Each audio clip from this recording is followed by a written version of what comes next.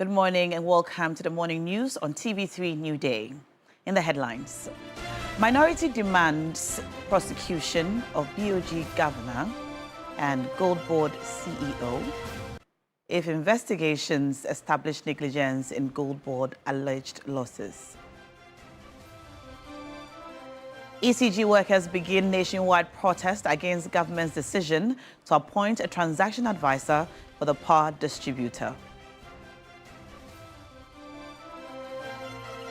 Also coming up, Food and Beverages Association of Ghana warns of imminent food crisis as strike by head porters at Tema Port persists.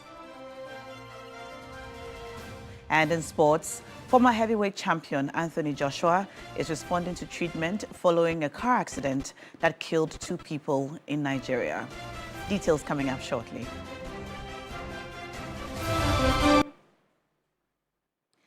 A team of the National Anti-Illegal Mining Operations Secretariat has conducted a series of raids on illegal mining sites at Achim Oda in the Birim Central Municipality.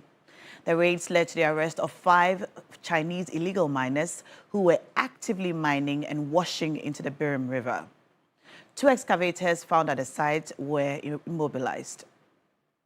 One Toyota Hilux pickup and another Toyota Land Cruiser used by the arrested Chinese illegal miners were seized by the task force. Several makeshift structures erected at the sites were destroyed, together with some water pumping machines and other mining equipment. NIMOS continues its crackdown along major water bodies during the festive season to prevent further pollution. The task force from NIMOS also stormed several illegal mining sites at Haiwa in the Amenfi Central District. The task force destroyed assorted illegal mining equipment, including makeshift structures, water pumping machines, and wooden gold washing platforms, among others. NIMOS has intensified its anti-illegal mining crackdown at areas currently reoccupied by illegal miners and causing severe havoc to water bodies, forests, and farmlands in complete disregard of all environmental laws and regulatory oversight. And now the Minister for Foreign Affairs, Samuel Okudzeto-Ablakwa, has announced that the ministry will accompany the family of Nana Ejane, Latvia, on January 20th, 2026. The move is aimed at uncovering the circumstances surrounding the mysterious death of the Ghanaian student. We'll bring you more on this story a little later. But the minority in Parliament has filed a motion for the setup of a committee to investigate Bank of Ghana's gold losses of $214 million as of September this year, expressing fear the amount could hit $300 million by the end of 2025. The group has also demanded prosecution of the governor and the Gold Board CEO when it established that the losses were due to negligence. Here's a report by Christian Yale. A report by the International Monetary Fund flagged the losses as a potential downside risk to Ghana's broader macroeconomic stabilization efforts. The IMF attributed them to transactions involving artisanal and small-scale mining, as well as what it described as Gold Board off-taker fees. The minority has first blamed what it says is a monopoly created through the Bawa Rock Limited for the purchase of gold. There's a person known as Alhaji Bawa of Bawa Rock Limited. We bring to the attention of the Ghanaian people the role of his company becoming the only aggregator licensed by the Gold Board to purchase all artisanal gold directly for the Gold Board from suppliers across the country. A de facto monopoly has been created in this industry where competition used to exist and used to ensure fair pricing, transparency, and the prevention of rent seeking. Now, with the creation of this monopoly, questions are coming up. Who is benefiting from the deliberate and needless monopoly? The ranking member on the Economy and Development Committee, Kojopo Nkrumah, called for urgent probe into the $214 million losses, which he projects could hit $300 million by end of 2025. We are expecting the governor of the central bank and the chief executive of the gold board to appear before the committee as other persons who will be invited and to provide all the information that is required for the Republic to understand in detail what has happened and to put measures in place to ensure that it doesn't happen again. And where negligence or corruption is proven, prosecutions must follow, and all recoverable funds must be clawed back to the state. The caucus has already filed a motion at the clerk's office for the setup of an ad hoc committee to investigate the entire Gold for Reserve scheme. If Mr. Speaker is of the view that this is one of those major national matters that requires a recall of Parliament, we will support that. Whether he will recall Parliament to come and do it or he will wait in, the first meeting of the next session, it is an inquiry that must take place. So in terms of timelines, I will not be putting timelines. Safe to say that we are preparing those instruments. In fact, we have prepared those instruments and we are serving Mr. Speaker's office with those instruments. Meanwhile, the majority caucus has accused the minority of deliberately misrepresenting the financial position of Gold Board, following claims that the institution has incurred a $214 million loss. Chairman of the Economy and Development Committee of Parliament, Eric Afful, says the minority's position is aimed at discrediting the NDC's economic management even before the Gold Board renders accounts to Parliament. The allegation is that Gold Board is in debt, losses of $214 million. Let me put on records that this is serious propaganda. And I know that this will not end anywhere. The MPP and the ranking member of the Economy and Development Committee is jumping before the gun. I was expecting him to wait for the financial year to end, for the Gold Board to render accounts to Parliament, for us to go in detail and see what is actually happening. But let me put on records that the $214 million that they are quoting is never a loss, it's a cost. You can't repair losses, but you can repair cost. The purpose of setting up the Gold Board is in progress. Look at the stability of the cedi now. Look at inflation, look at the cedi and the dollar relationship we have today. So we are achieving it. You see, MPP is intentionally making this news to render our economic gains useless. But Ghanaians know what is happening in this country. If you think you can use the forex to stabilize the macroeconomic indicators in the country, you should have done that. So if we are doing that, it's a plus to the government. And everybody is happy. We realize that the rating agencies, organizations are rating Ghana. And in a sharp response, the Chief Executive Officer of Gold Board, Sammy Gyamfi, has dismissed the Minority Caucus's call for a probe into the Bank of Ghana's Gold for Reserves program, describing the move as pure jandam. Sammy Gyamfi argues that a previous administration, which presided over cumulative losses of about 7 billion Ghana cedis under the same gold programs, has no moral authority to question the current management of the central bank. He notes that the losses under the Gold for Reserves program currently stand at about 2.3 billion Ghana cedis based on IMF figures, or about 3.3 billion Ghana cedis, even by the minority's own estimates. According to him, these figures are significantly lower than the losses recorded under the former government. He further points out that the reduction in losses has coincided with broader economic improvements. Under the previous administration, the cedi experienced sharp depreciation and inflation surged.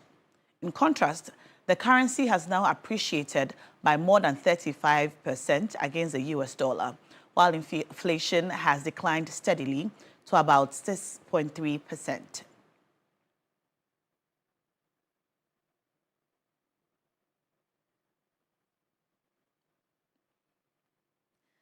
And away from Gold Board and related matters, the Minister for Foreign Affairs, Samuel Okudzeto-Ablakwa, has announced that the ministry will accompany the family of Nana Adjei to Latvia on January 20th, 2026. The move is aimed at uncovering the circumstances surrounding the mysterious death of the Ghanaian student. Following the tragic death of a Ghanaian student, Nana Adjei, in Latvia, the Ministry of Foreign Affairs has pledged to investigate and unravel the cause of his death. Minister Ablakwa assured that the Latvian government has promised full cooperation in the investigations. I have promised the nation full investigations. We are going to stand by the family. They can count on the full force of the state. President Mahama has given me his full backing to ensure that justice is served. And I can confirm to you that my counterpart, the Foreign Minister of Latvia, has responded to the urgent notice I sent her of my intention to visit.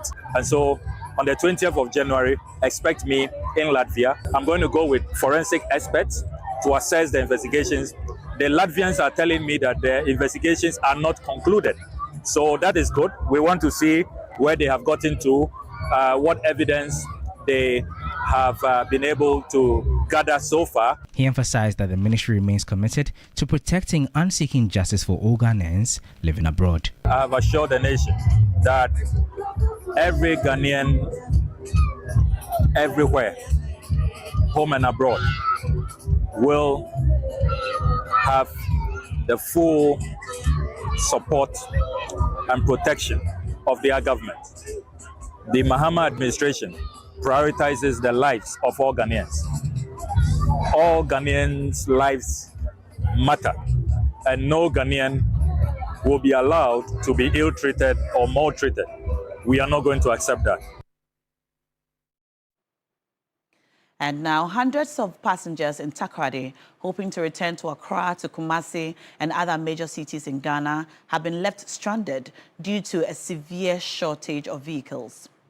At the Accra and Kumasi Lorry Terminal in the Central Business District of Takoradi, passengers are accusing transport operators of charging exorbitant fares in response to the crisis. Abraham Mensah has more. It appeared to be a normal post-Christmas phenomenon to see passengers stranded at the Accra Kumasi station here in Takoradi. This time, however, the experience is different and overwhelming. These passengers have spent hours since morning in a futile attempt to board a bus to their destinations. Adding to the ordeal is the scorching sun, which is draining their energy. Transport operators are taking advantage of the situation to charge more than the approved fares. We've been in the traffic for almost about, say, 3 hours now. Cars are coming in, but then the queue. So you have to be at the back desk for it to come here. I don't know if the government can support this. I don't know. The STC like this, it goes twice a day. So if they can provide more buses, especially during the festive seasons, to ease transport issues here. I don't know. It's very terrible here right now. Some of the things the station masters are doing is not that fair.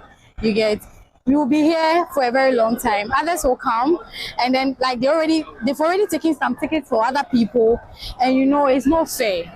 We have been here for more than some have been here like 6-8 hours. I have been here since 10 a.m. It is now 1:30 p.m. We are still standing under the hot sun waiting for a car to come. When cars finally arrive, they charge twice the normal fare. Mr. Okain, a ticketing officer at the Takoradi Accra minibus terminal, disclosed that many of their vehicles are unable to make a second trip after returning from Accra, citing the poor state of the roads and driver fatigue. The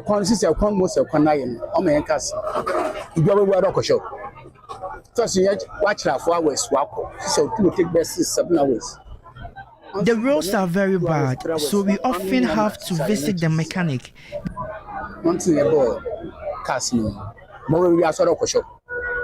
A trip that should take 4 hours now takes about 7 hours.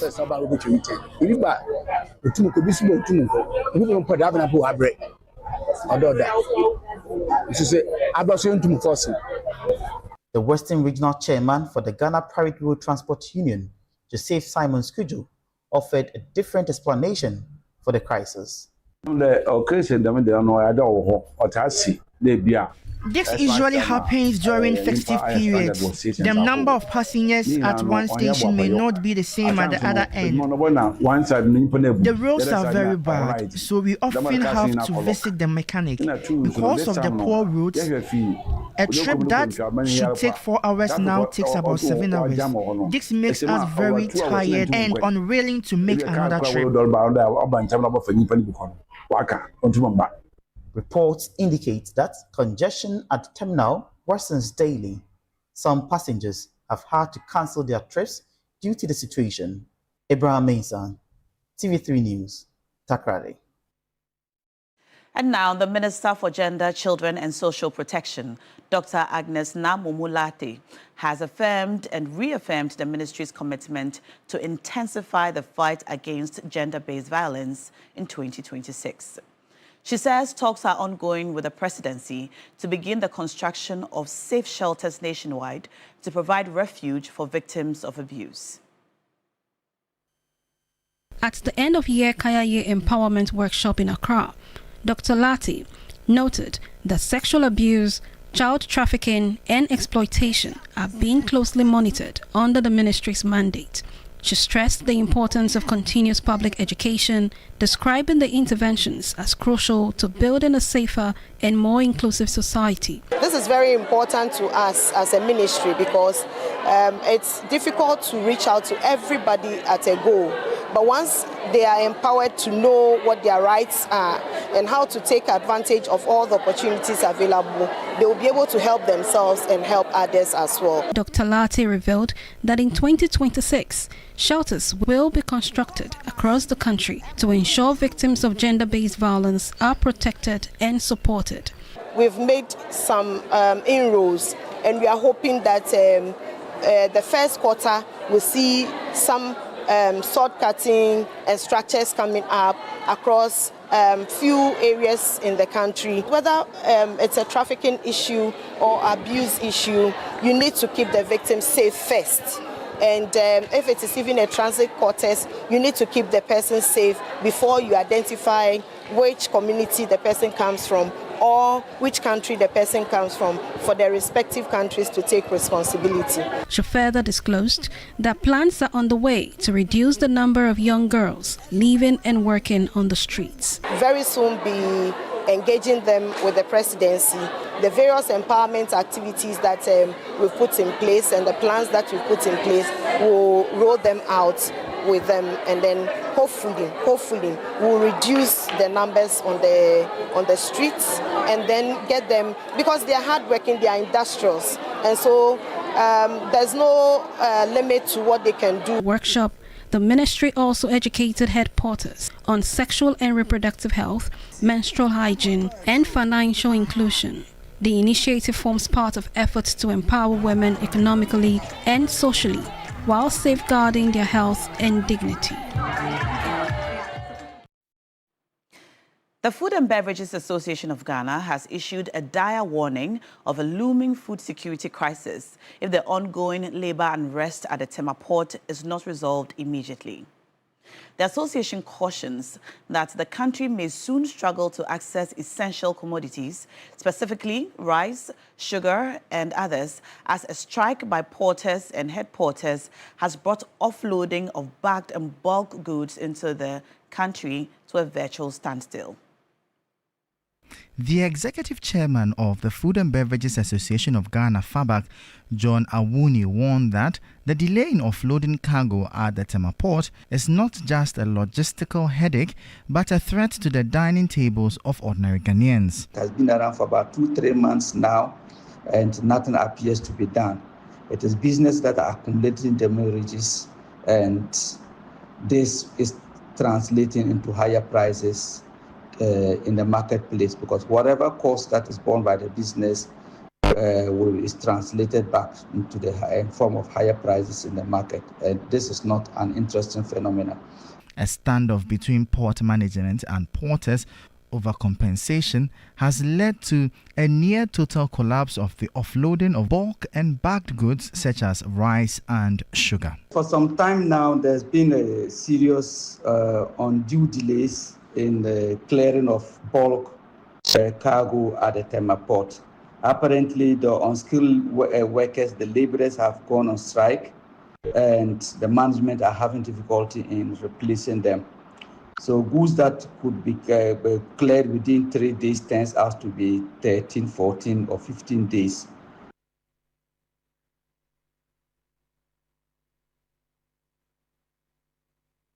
And that's it for the news this morning on TV3 Newday. Stay with us. We'll bring you the rest of the show, TV3 Newday, in a few minutes. My name is Na Ashoko.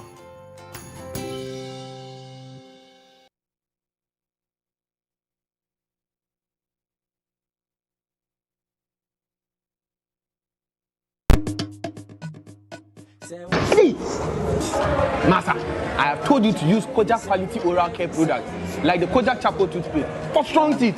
Give me the meat. Sis, that guy. Ajay, my teeth. Sis, haven't you heard of Kojak P&F toothpaste and their mouthwash? Right after here, get one for yourself. It helps fight sensitive teeth just like you're experiencing. Hey, sis. Yes, do not joke with your teeth, cause it may worry you in the future. We are here to introduce you to our quality Kojak oral care products, such as Kojak Charcoal toothpaste that makes your teeth whiter and stronger. Kojak regular fluoride toothpaste makes your teeth stronger, fights against toothaches, and lathers well, leaving your mouth with an improved fresh taste and breath. If you have a sensitive teeth, when you take in something cold or hot, yours is to go for Kojak P&F together with the mouthwash. Go for Kojak oral care products because Kojak dear, quality keke. For retail, visit the Ranko Pharmacy, a Kojak Pharmacy branch at American House, East Legon, near the UBA Bank. Also available in all leading pharmacies, over-the-counter stores,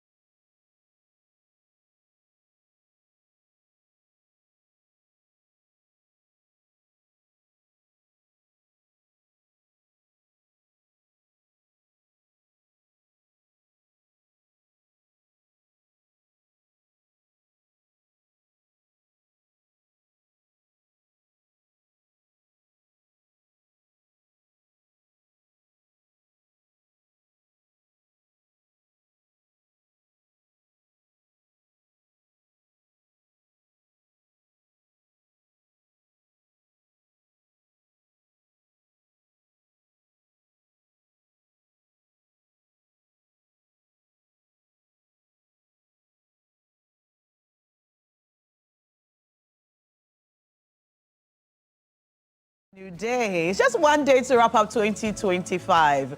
That's an amazing song by Six Strings and Dali there. One of my favorite songs from 2022 when this song first came out.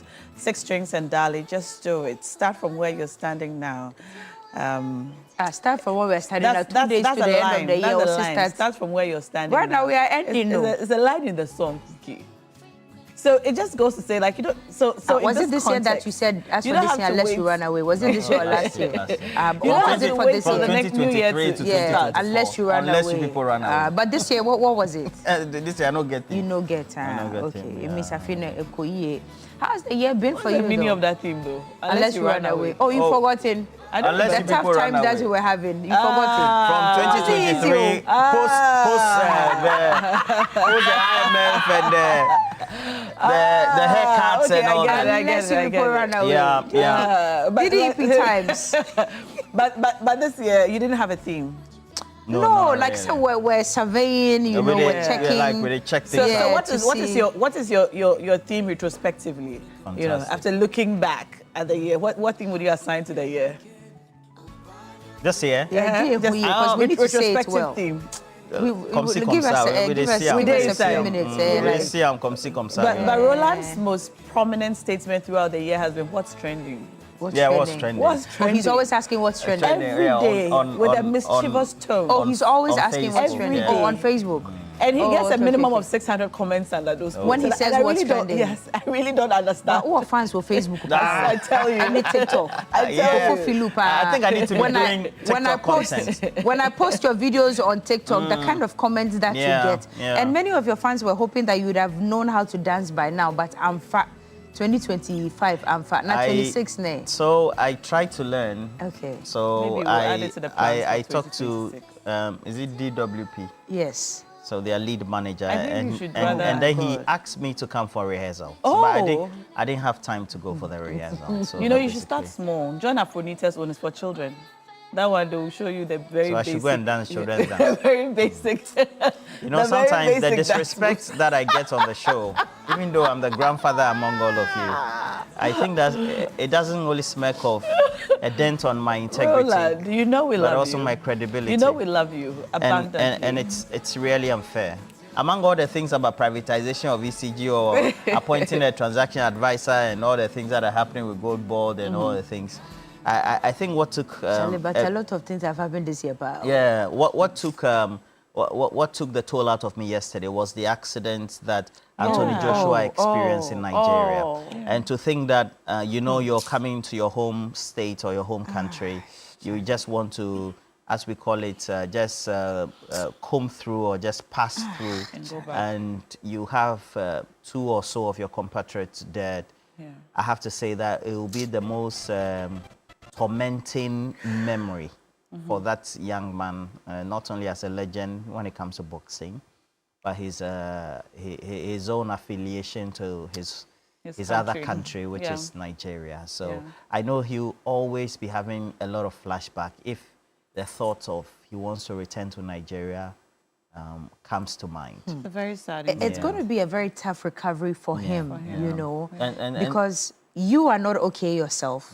And then the trauma of losing your coach and your very best friend in a country you were birthed in, affiliated with, you love, you just came home to enjoy Christmas. And, you know, they've released diagrams of how the accident happened, you know, and it's just typically what also happens here in Ghana. A truck is just randomly parked by the side of the road. Yeah, you don't know whether it's going to be moved or not. You cannot tell how many days it's been there or not, you know, and they run into it. But most importantly, it's drawn my attention to a very important issue here in Africa. Yesterday, a lot of Nigerians were complaining that a world champion of this stature gets into an accident and there was no ambulance in sight. Who knows? Emergency. Maybe if an accident had arrived on time, maybe an ambulance had arrived on time, maybe the other 2 would have even made it. But then again, we talk about December in Africa, December in Ghana, December in Nigeria and all of that. Now in Roland, look at the number of events we've had in this country with a teeming crowd every single day from 1st of December to now. Have you seen an ambulance packed at any of these events before? Well, have you seen a mobile? I'm just asking. I'm not saying there wasn't. It's just questions I'm throwing out there. Have we seen mobile clinics at any of these events that just in case there's a stampede, just in case there's an accident, how are we going to respond? We are asking the diaspora to come to Africa. We are asking the rest of the world to turn their attention to Africa. But how prepared are we to receive the numbers that are trooping into this country on a daily basis, especially in December? How ready are we when things like this happen? How quickly do we respond? I mean, at the time, you can't blame the people who were gathered there who were helping him out of the car. But it wasn't professionally and medically done. It was the same thing. You know, you can go on and they helped him walk out. Exactly. And in the comments, you saw people asking, can he walk? Yes. Why don't they carry him? Right. Those were questions. You but know, like you're saying, and he needed actual medical attention. And that's what I've been asking. Are we even ready? Listen, the conversations that go beyond the parties and the events is huge. But the question is, are we ready for these conversations? This is one of the most unfortunate things that have happened this December. I don't know how Anthony Joshua is going to heal. I don't even know if ever he would be able to return to boxing. I pray that he's able to. But losing your coach and your best friend in this manner, and you know, Africa is so hot for them because they are in the cold all the time. So Anthony in particular, he doesn't wear shirts most of the time. Most of the time he's topless. And I'm just thinking, their souls rest in peace. No, but I think that just to add to what you're saying, it's a socio-cultural problem we have generally. It is. Where if you experience friends and those who tend to live in the West, or let's say in the southern part of our continent, they'll tell you that emergency preparedness of the citizenry is a better composition in those countries than we have. So, for example, there are children who know how to swim because it's part of maybe extracurricular activities in school. And then they are taught how to undertake maybe some CPR, first aid emergencies, etc. And then how you handle incidents like this. And the reaction of those individuals, of course, our friends, our colleagues, our compatriots in Nigeria, is symptomatic of how we do things in Africa. So we are never disaster ready.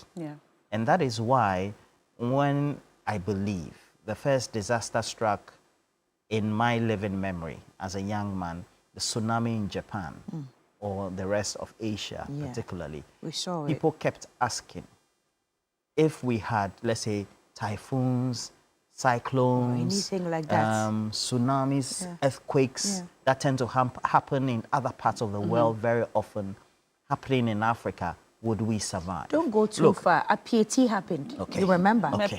Okay. Even before PAT, there was the Malcolm disaster as well. And you'll find that, you know, those in the temperate regions, they live in cold weather the better part of the year, but they develop their world better than us who have the best sunshine and the best weather. So it's always raining in the UK, right? Yeah, always. London is a wet city, or the rest of the UK or the British Isles.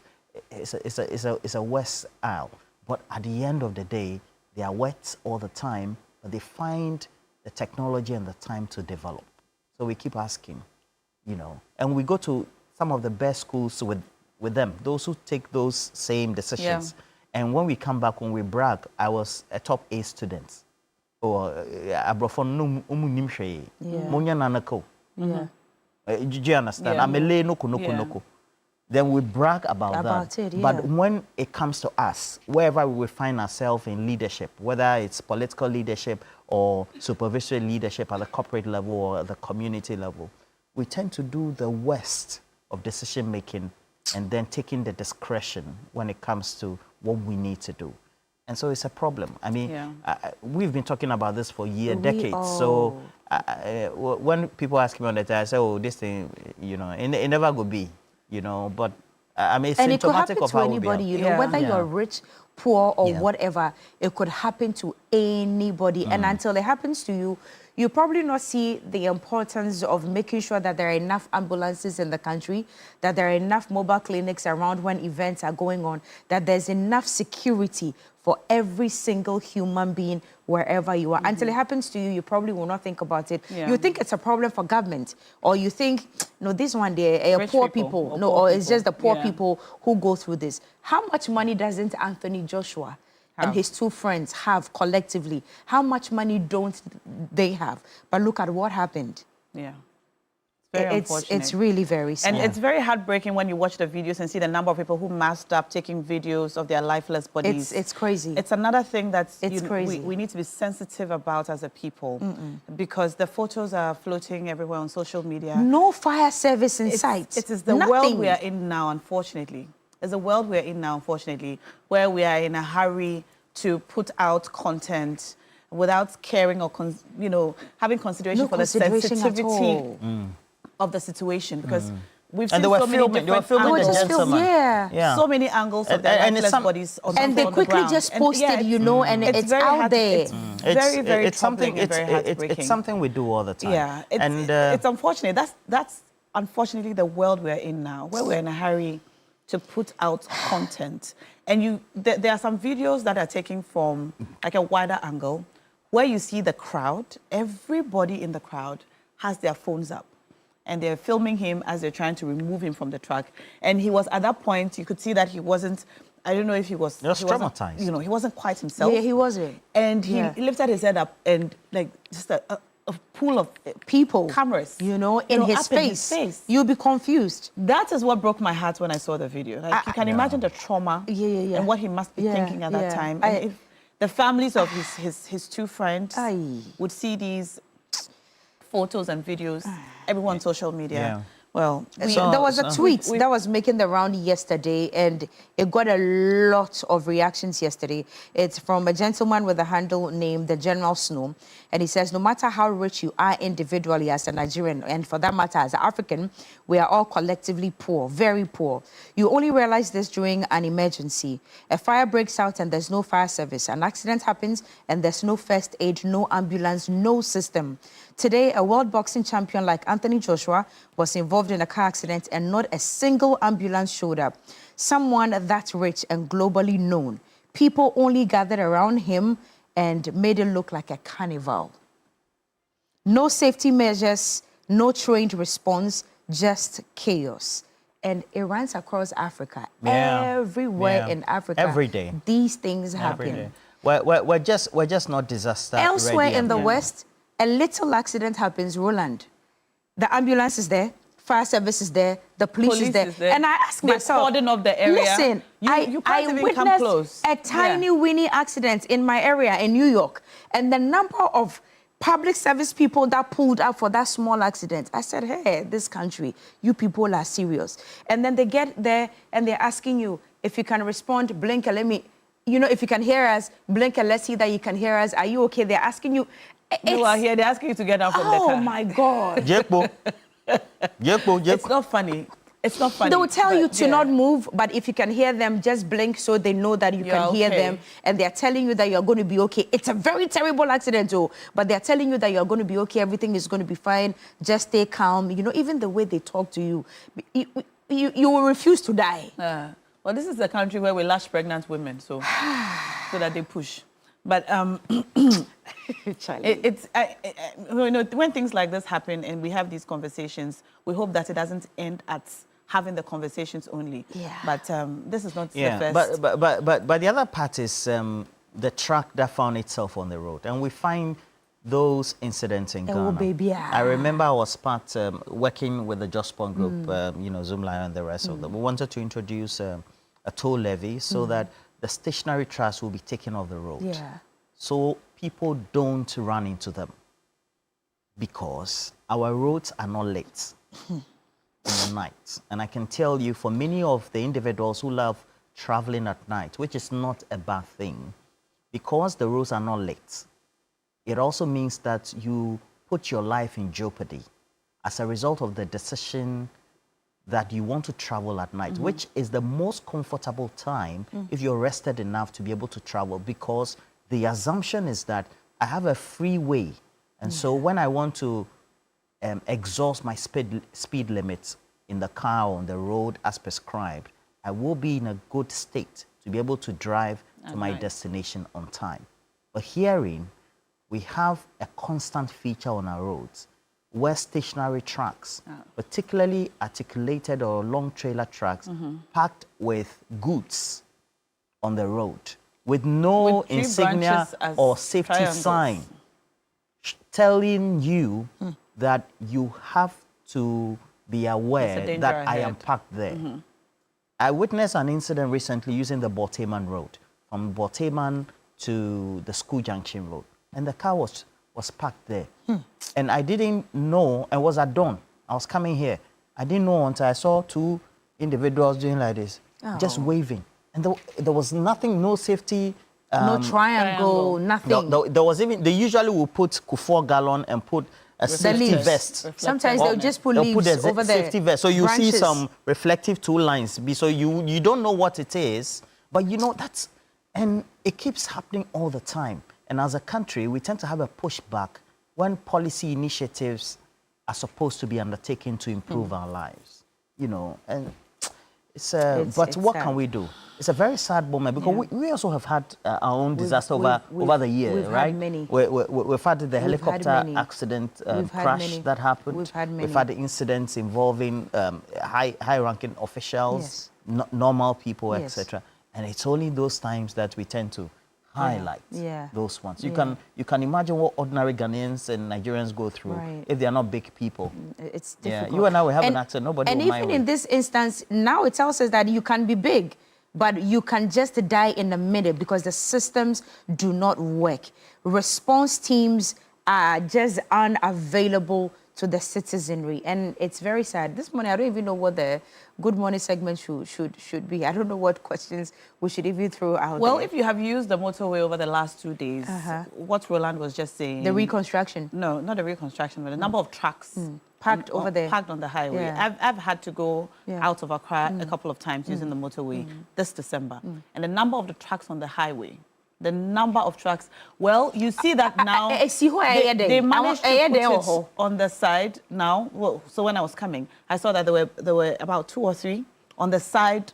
Doing what? Why are they there? You see that it's broken down. There's something, there's a tire problem, or sometimes it just appears abandoned, because sometimes they are there for so long.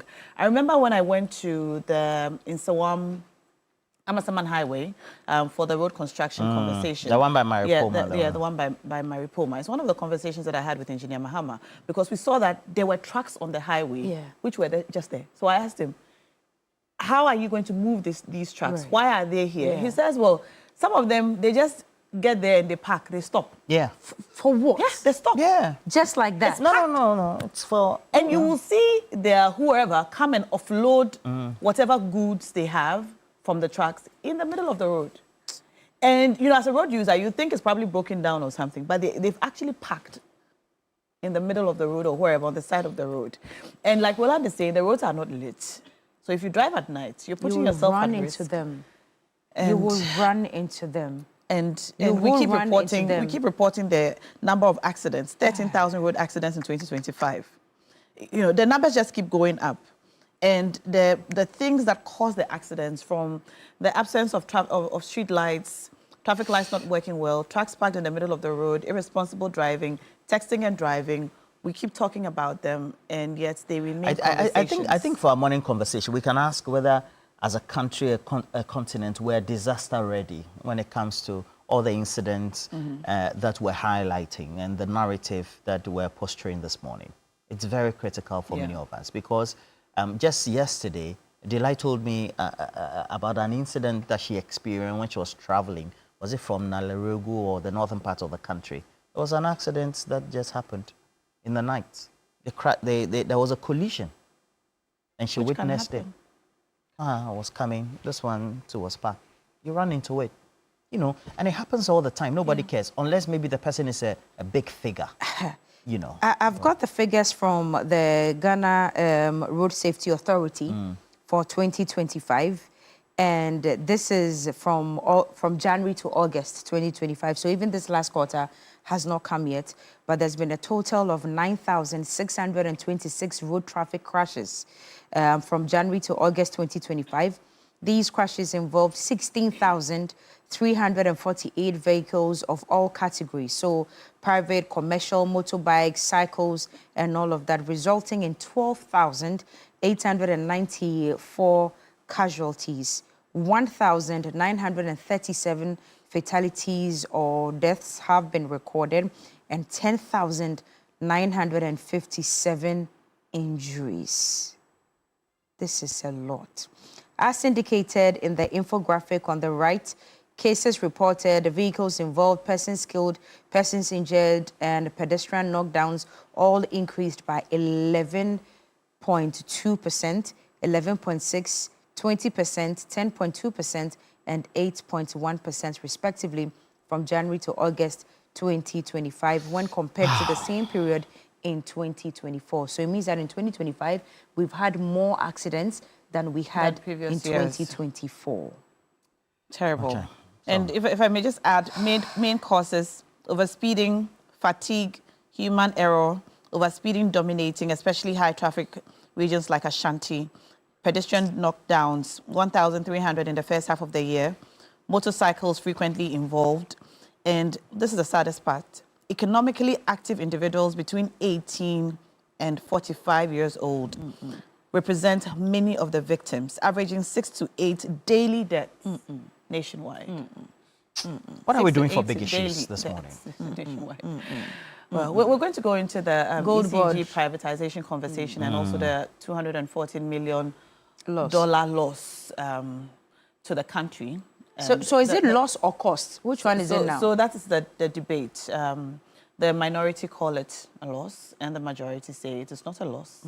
It is a cost. And there's some surplus to somewhere. Yeah, so we must know that to every transaction there's a cost to it. And so we should not consider... They make surpluses. Yeah, we should not consider this amount of money a loss, but a cost. And also comparing the supposed loss under the previous administration to this loss or cost. This one is better. Yeah, their position is that the minority does not have the moral authority to claim that this government has made such a loss in the last 1 year. So we'll get into it, and we'll bring you some of the sound bites from Kojompo and Kruma on the minority side, and then Eric Affol on the majority side as well. And then we'll talk about the conversations about privatization of the ECG, what the Public Utility Workers Union are saying, and how they feel about this possibility on the back of conversations that they have had with their board in the past. We'll bring you those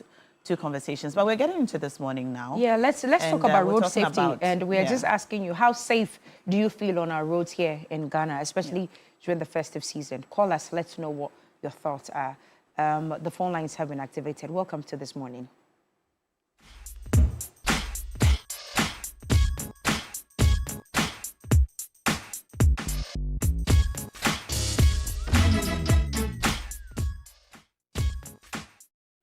Welcome back to This Morning. It's still TV3 Newday, and Sani is already on the line. Sani, thank you very much for joining us. Talk to us, your thoughts. Yes, good morning to you, Madam Cookie, and then Roland and all your staff there. I greet you. Okay, I am very saddened by what happened yesterday.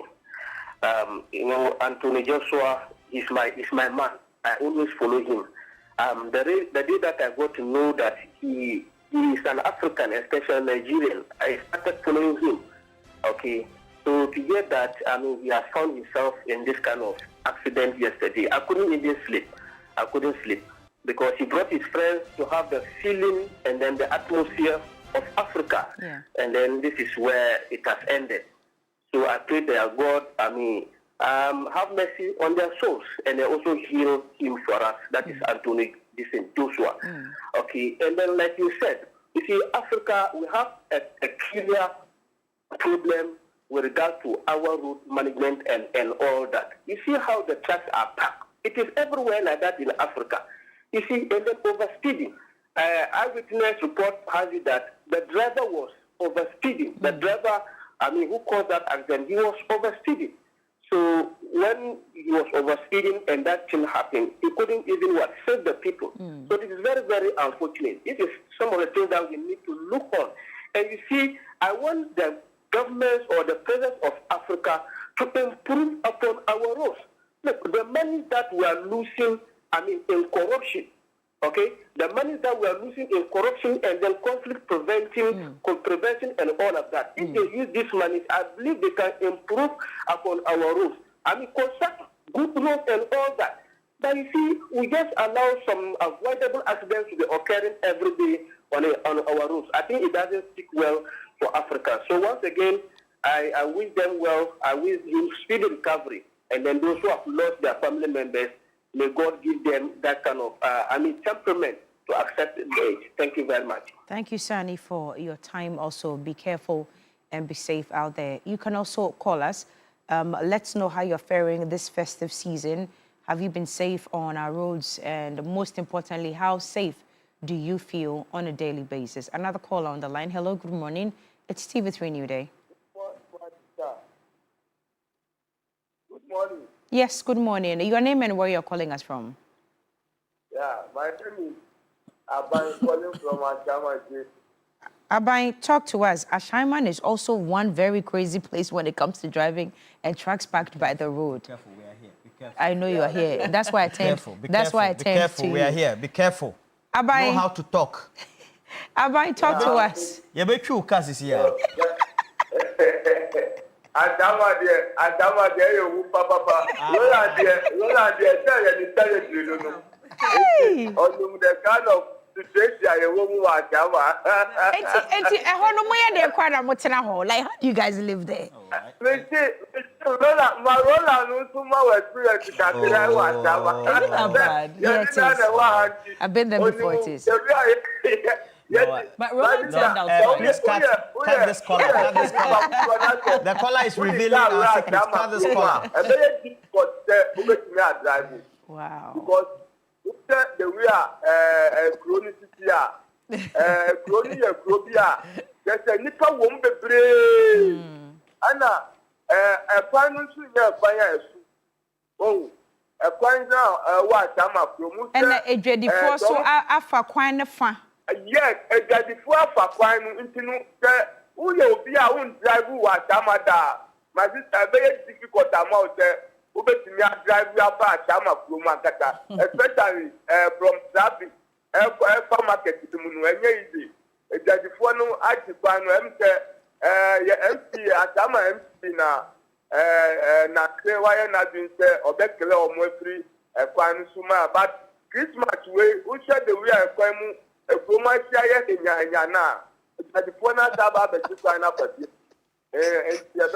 say I no go comment on this matter, but and you wait here, not just a car be free. Na so nam kwan no mu dia obednante obi aso no ana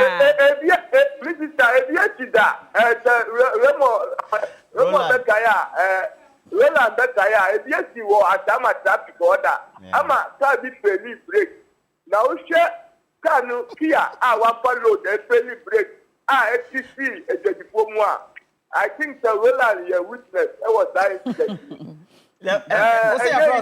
Who used to me as Abai. Why they use me as attestation? Make her confirm the testimony. No, but it's pretty rough. It's pretty rough. I've been there before. I've been there twice. You should not be driving your... No, but you should not be driving your nice cars there. Yeah, I've experienced it before. I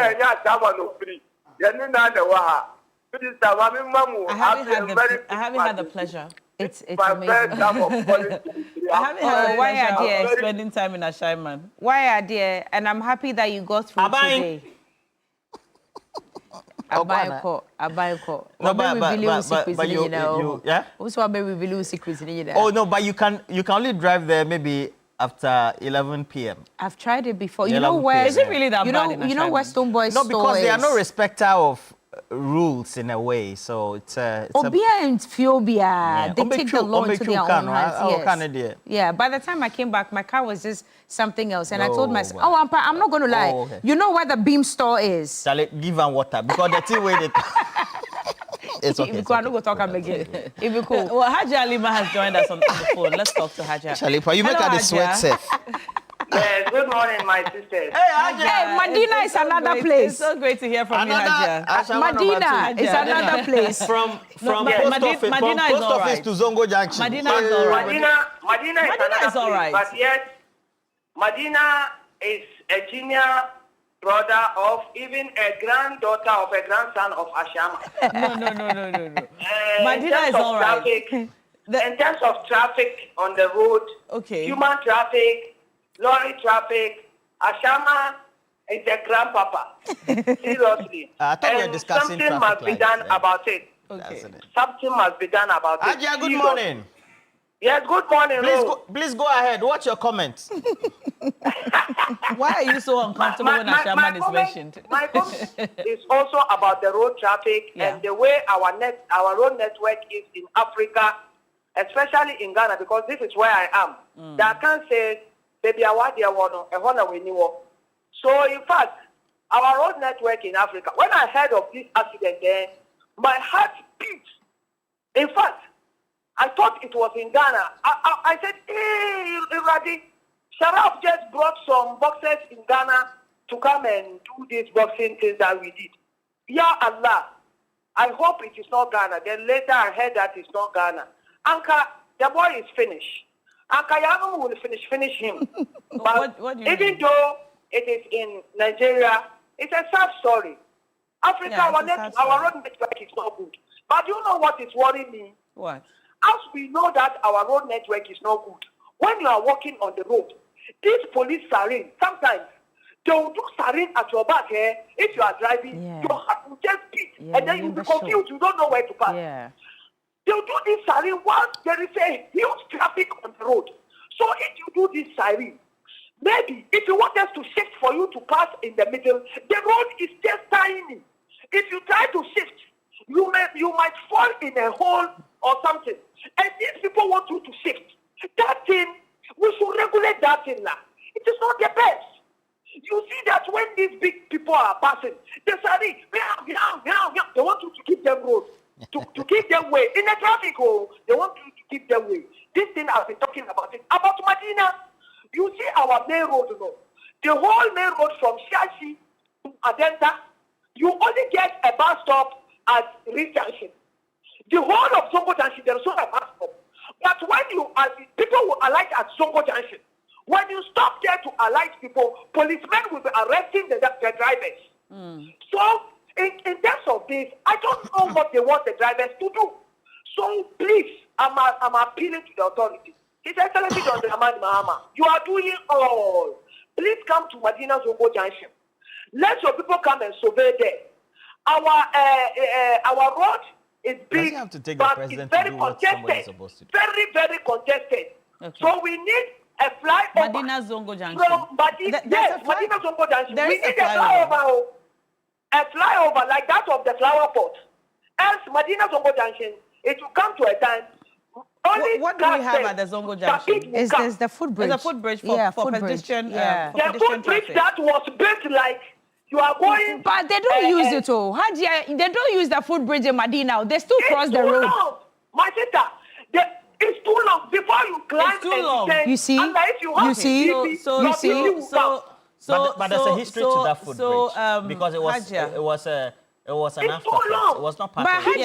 But Hajia, what is longer than a life lost? Hajia, you said it's too long. Where the TMO, you said it's too long. But what's longer than when a life is lost? My sister, listen to me. The reason why I'm saying it's too long is that climbing it, it's not like the one at the Tekwashio.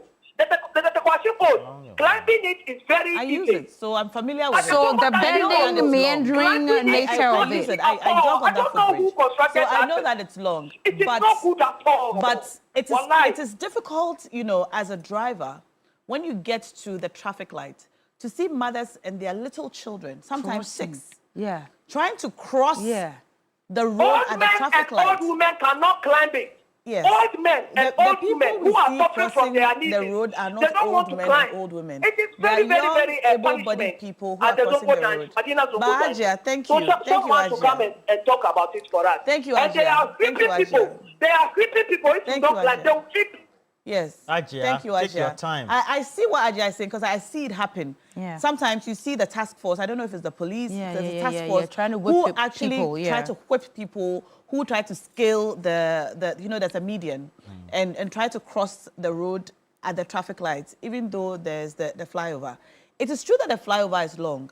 When we saw the construction, we all wondered why it was so long and windy, and it's and a even problem. that they had to take a protest led by Selon Branty and the rest. Yes, on Facebook. I remember all of that. And then they did a fiscal protest as well. Oh, I see. Yeah. But I saw the advocacy things, online. yes, I saw the advocacy online.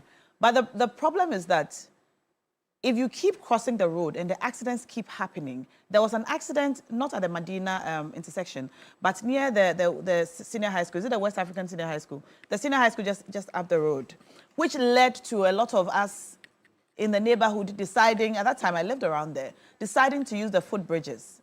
And that went on for about 6 months, and then we're back to crossing the road in the middle of the road. You'll be driving and you see a woman and her children, like little children. They will not use the footbridge, but they want to cross. And because the police would whip you at the traffic lights, they scale the, what do you call it? That barrier. The rail. The railing. Yeah, the rail. Yeah, they scale it. Sometimes they even bend it so that they'll be able to put the child jump over take the it. other child, put the child over.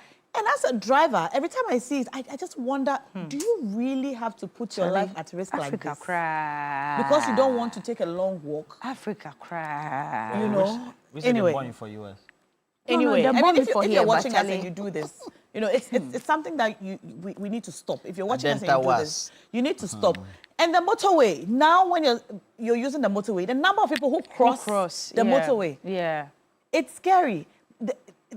Don't we need a footbridge? No, you can't have a footbridge on. It's the motorway. It's a highway. It's a highway. The new design has access for all those. So there's a footbridge. Yeah, there'll be. There shouldn't be. There shouldn't be because it's a highway. But now we need to improvise. Yeah, because now we've got residential areas on the side. Exactly. So that's what I'm saying. We need to improvise. So ideally, a highway should not have a footbridge or anything. But now because there are people living there, there are settlements.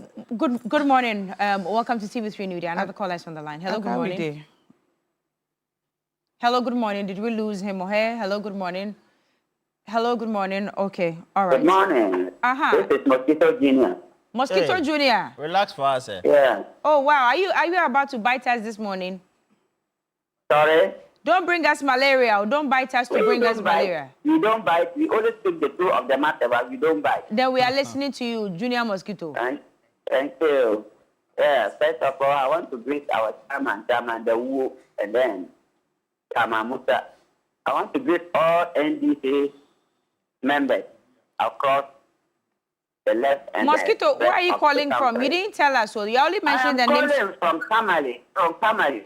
So these people you are mentioning are members? Sister for Bank. Okay. Communication. Okay.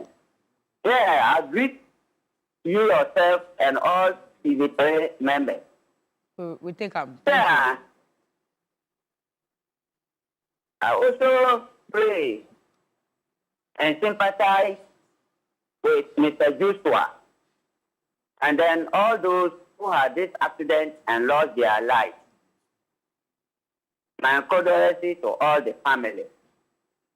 Yeah, when you look at our road safety in Africa, we can never compare ourselves to that of the Europeans.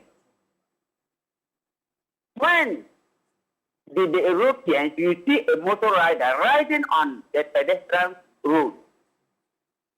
When you come to Africa, always you see motor riders forcing themselves on the bicycle lane. When you come to the traffic, when we drive and come to this traffic, the traffic will show us red. But we will always try to force ourselves into the traffic. So this is how, or this is the reason why we always experience this accident on our roadside. We don't respect our road regulations. One time I was on the roadside, and this police at the traffic was off, the light was off, and then the police officers were there standing there directing drivers. These drivers, they nearly knocked down the police officer on the roadside. So when they stopped him, he was already insulting them, saying he's in a hurry. So that is what is happening in Africa. Actually, we don't have monitoring team. Africa, we don't monitor. And then whenever we see people, we don't punish them. You only talk, and then finally we let them go. Junior so Mosquito. Africa, we are the talking down, but we don't act and then try to regularize our safety or our bylaw. Okay, Junior Mosquito. Your point has been made. Always happening on Junior the Mosquito, thank you. So thank you. Junior Mosquito, thank you for calling us. I think you're our last caller. Point very well made. Thank you very much. But I think we'll just pause it. I won't say we are ending it. We'll just pause it here. Let's continue the discussion on social media. Yeah. There's a friend of mine in the UK who is celebrating the birthday. Benjamin Tufuomino lives in the UK. Okay. And happy birthday to you, Benji. Benjamin Kojo Tufuomino. Happy birthday. Okay. He doesn't like publicity plenty. Right. So. Okay. Happy birthday All right. to you. We're about to take a break, but not until I remind you that there's a world-class university right here in Ghana. It's called Rosebank International University, a very strong South African university and a brand of the 8V Tech Group, Africa's largest private education provider, with 146 schools across 5 African countries and over 100,000 learners, and partly owned by the World Bank through the IFC. Now, Rosebank International University is fully accredited by the South African Qualifications Authority, the British Accreditation Council, GTech in Ghana, City Guilds in the UK, and the Capsicum Culinary Studio. Now at Rosebank International University, we offer a Doctor of Business Administration, MBA, Masters of Science and Masters of Philosophy in Digital Marketing, Bachelor of Supply Chain Management, targeting professionals in freight forwarding, customs, and so forth. We offer hospitality and culinary arts available at diploma, undergraduate and postgraduate levels. Our ICT has BSc Information Technology in Business Systems and IT Computer Application Development, all very carefully designed to equip you with the skills and qualifications needed for a successful global career. Our mission is very simple: inspiring excellence. Admissions are now open for January 2026.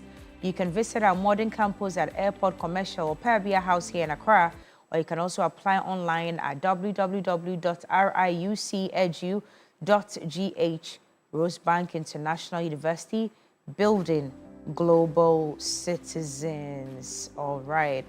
Another reminder, it's that time of the year again. The air is very festive, spirits are high, you can tell, and the search for the perfect holiday escape begins.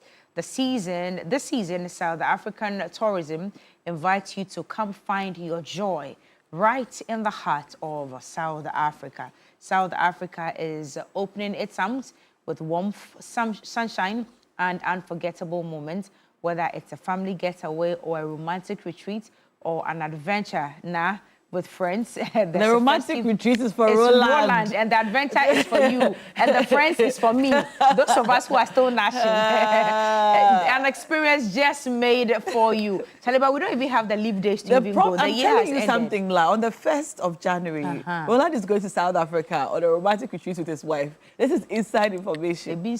So, who know what? Who know what has said? 1st January. And I'll be 31st. Yeah, I'm even surprised at the things you are saying. Yeah, I'm here. I am here. You are saying things on my behalf. Enjoy packages like Christmas in Cape Town, Roland, or Jingle Bells in South Africa with flights, luxury stays, city tours, wine tasting, Roland, and more. Now, from scenic drives to the safari fun, Roland on Pet Safari. Yeah, no, Makai on Pet Safari. Benefiting na lions and then you know But of course, if you're out there and you're looking for all of this one is for you. Christmas Getaway offers nights of indulgence, stunning tours, and a taste of South Africa's finest landscapes. Or you can also make it a family festive escape where laughter, connection, and sunshine fill every day. Whichever you choose, South Africa promises wonder and memories to last a lifetime. Your festive adventure awaits. Visit southafrica.net to book your joyful getaway today. South Africa invites you to come find your joy this December.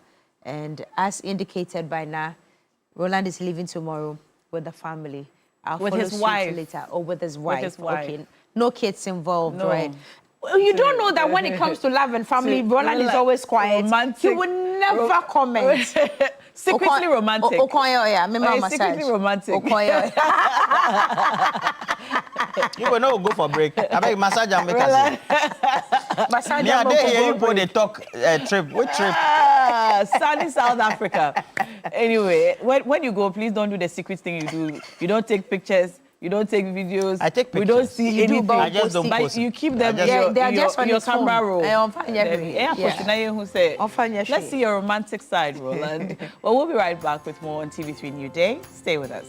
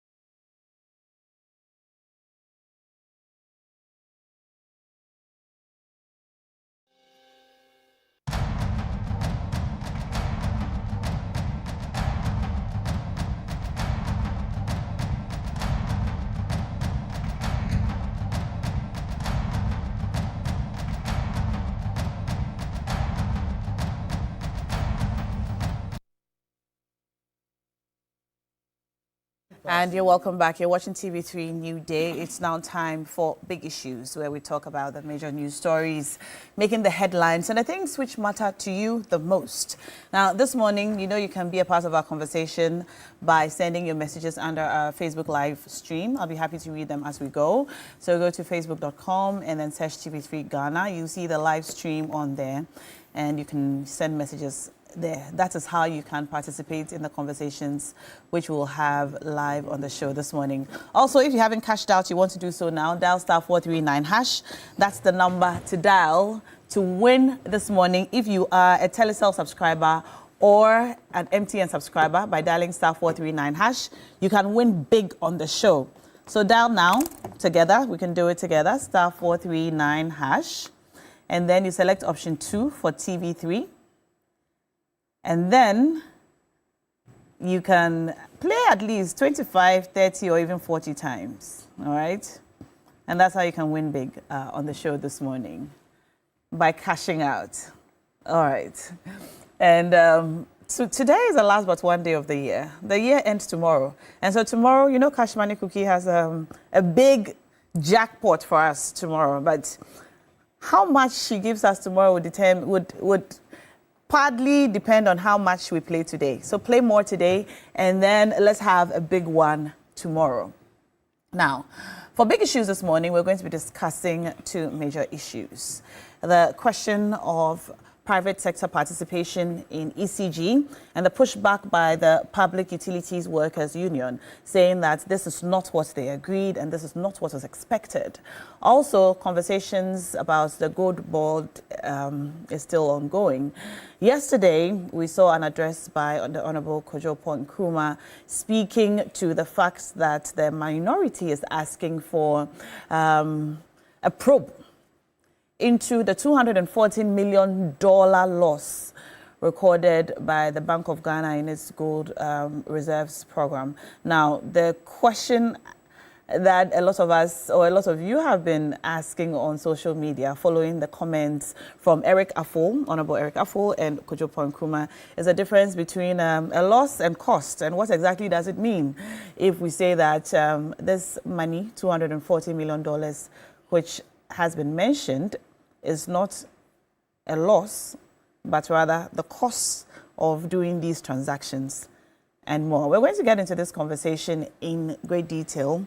The gentlemen are already here with us, and today is the last but one day of the year, and so we promise to give you the very best of the conversation because it's the last time we're going to see them this year. This is the last time we're going to see you guys this year, you gentlemen this year, before we go into 2026. And I'm seeing some of you for the first time on the show. So a very special welcome to the Deputy Director General of the Kofi Annan Center of Excellence, Honorable Mohamed Aziz. Thank you, Nana. Great to have you on the show. Good to see you too. Great to see you too. Good to see you too. Yes, you're welcome. Thank you. And first time meeting a doctor on the show. As for a lawyer, we were here last week, right? Yes. Yeah. You were on the Friday team. Yes. You're welcome to the Tuesday team. Thank you. You're welcome to the Tuesday team. Also, for the first time on our Tuesday team, Richmond Roxon, Head of Comms at the Ministry of Energy and Green Transition. Good morning, sir. Good morning. Welcome to the show. Thank you, and good to see you. Good to see you. And Happy then, New Year in advance. Happy New Year. And then let me say Happy New Year to the good people of Ghana and also my fellow panelists. All right. We also have joining us in the studio the man from Team Yellow. Are we still Team Yellow? Is it still Team Yellow, right? We're keeping the butterfly and everything. That's right. We're just now a party. That's right. All right. Dr. Ramsey Inusa, he is the Director of Political Research, United Party. And I should add, one of the most amazing researchers we have in this country, because research from I don't know how many years back, he's able to hold them in his memory and speak them off the cuff. It's very admirable. Great to have you, sir.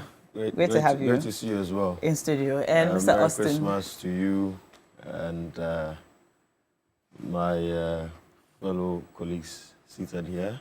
And a prosperous new year ahead, and to the good people of Ghana. Now, Let me introduce yes. our in-house lawyer. That's right. Austin Bracco Powers, private legal practitioner. Also, one of our regulars on Tuesday. Great to have you in studio. We're matching colors. Exactly. Yeah, we're matching colors today. I think it was on purpose. Yes. All right, gentlemen, you're all welcome. Doc, you wanted to say something? Yes, I mean, you know, we're almost at the end of this year. Yeah. We've seen some signals when it comes to road traffic accidents. Mm-hmm. I want our people to be cautious that you shouldn't drink and drive. I mean, you can make merry, but you should be moderate in the amount of alcohol and substance you consume when you drive. Because we only live once now. Yeah. And nobody wants to die in that manner. So I want to send a message of caution to our people, especially the youth, to be responsible during this festive season. All right. That's, I think, an appropriate message at this time, especially after that very unfortunate news about the accident involving Anthony yesterday in Nigeria. And yes, this morning, we spoke extensively about it under this morning segment, especially about the abandoned vehicles in the middle of the highways, which we see a lot on our highways here in Ghana. And it's even though we haven't seen a report on the accident, we know that he ran into a vehicle, which was abandoned or parked by the side of the road. So it's something that we need to be cautious of going into the new year. I think I should give you gentlemen an opportunity to say maybe a message to end the year or a word before we go into the conversation, because we will not have time at the end to do that. Yeah. So I think, you know, what Doc said, and tying that in regards to what you said, you know, we currently, I think there's this pattern that we need to discourage people, particularly, you know, sometimes you see structures springing up near the roadside, and the owners will pile heaps of sand, sometimes in the middle of or on a section of the road, without permission. This is an offense, and I think we Ghanaians need to, and the police need to up their game. When, you know, developers pile heaps of sand, stones, in a section of cement even. Yes, in a section of the road, you must arrest them. This is a criminal offense. Because what they are doing is that they are causing, they are narrowing the road, thereby leading to what? Accidents. Because imagine someone is driving later in the night, and the person has maybe difficulty with his or her lights. Imagine the accident. So I think the police must up their game when you detect things like that. Arrest the owners of those properties or the developers, so that we can sanitize the system. We have the laws now. Ghana has, I don't know, sometimes we pride ourselves of having adequate laws. What we need is implementation. All right. We just need to crack the whip and get the laws working, so that some of our people will start. Because the thing is that if we don't implement the laws, they feel there are no laws, and they then do whatever they want. But if we begin to crack the whip and sanitize the system, I'm sure we'll be able to now do things as civilized people. All right. Roxanne. Yes, it's Christmas, and New Year generally is a period of excitement, because those who have had a good year are celebrating. Those who have had a difficult year are looking forward to the following year, which is 2026. And you find a lot of people moving around. It's either they are drinking or out of excitement, they're partying. And so I would throw out a word of caution that we should do that in moderation. We should be cautious, especially when it comes to road users. There's no point drinking and driving. If you want to drink, don't drive. If you can find an alternate driver within the period where you think you're going for a party, do that. If you would want to use a public transport, unlike years ago where even getting a vehicle was difficult, today you have Uber, you have Bolt, you have Yango, and it's relatively easier to get a ride. And so if you want to go out to party, just rely on that. And then let's all get into 2026. 2026 will be a very exciting year. 2025, even though it's been challenging, it's been a year of progress. If you look at how the year started and then where the year is ending, I'm not sure that you want to be out of 2026. So let's all be cautious and then make sure that we have fun in moderation. All right. Funny moderation. Yeah. All right. And quickly, Mohammed Aziz. I think that 2025 has been great.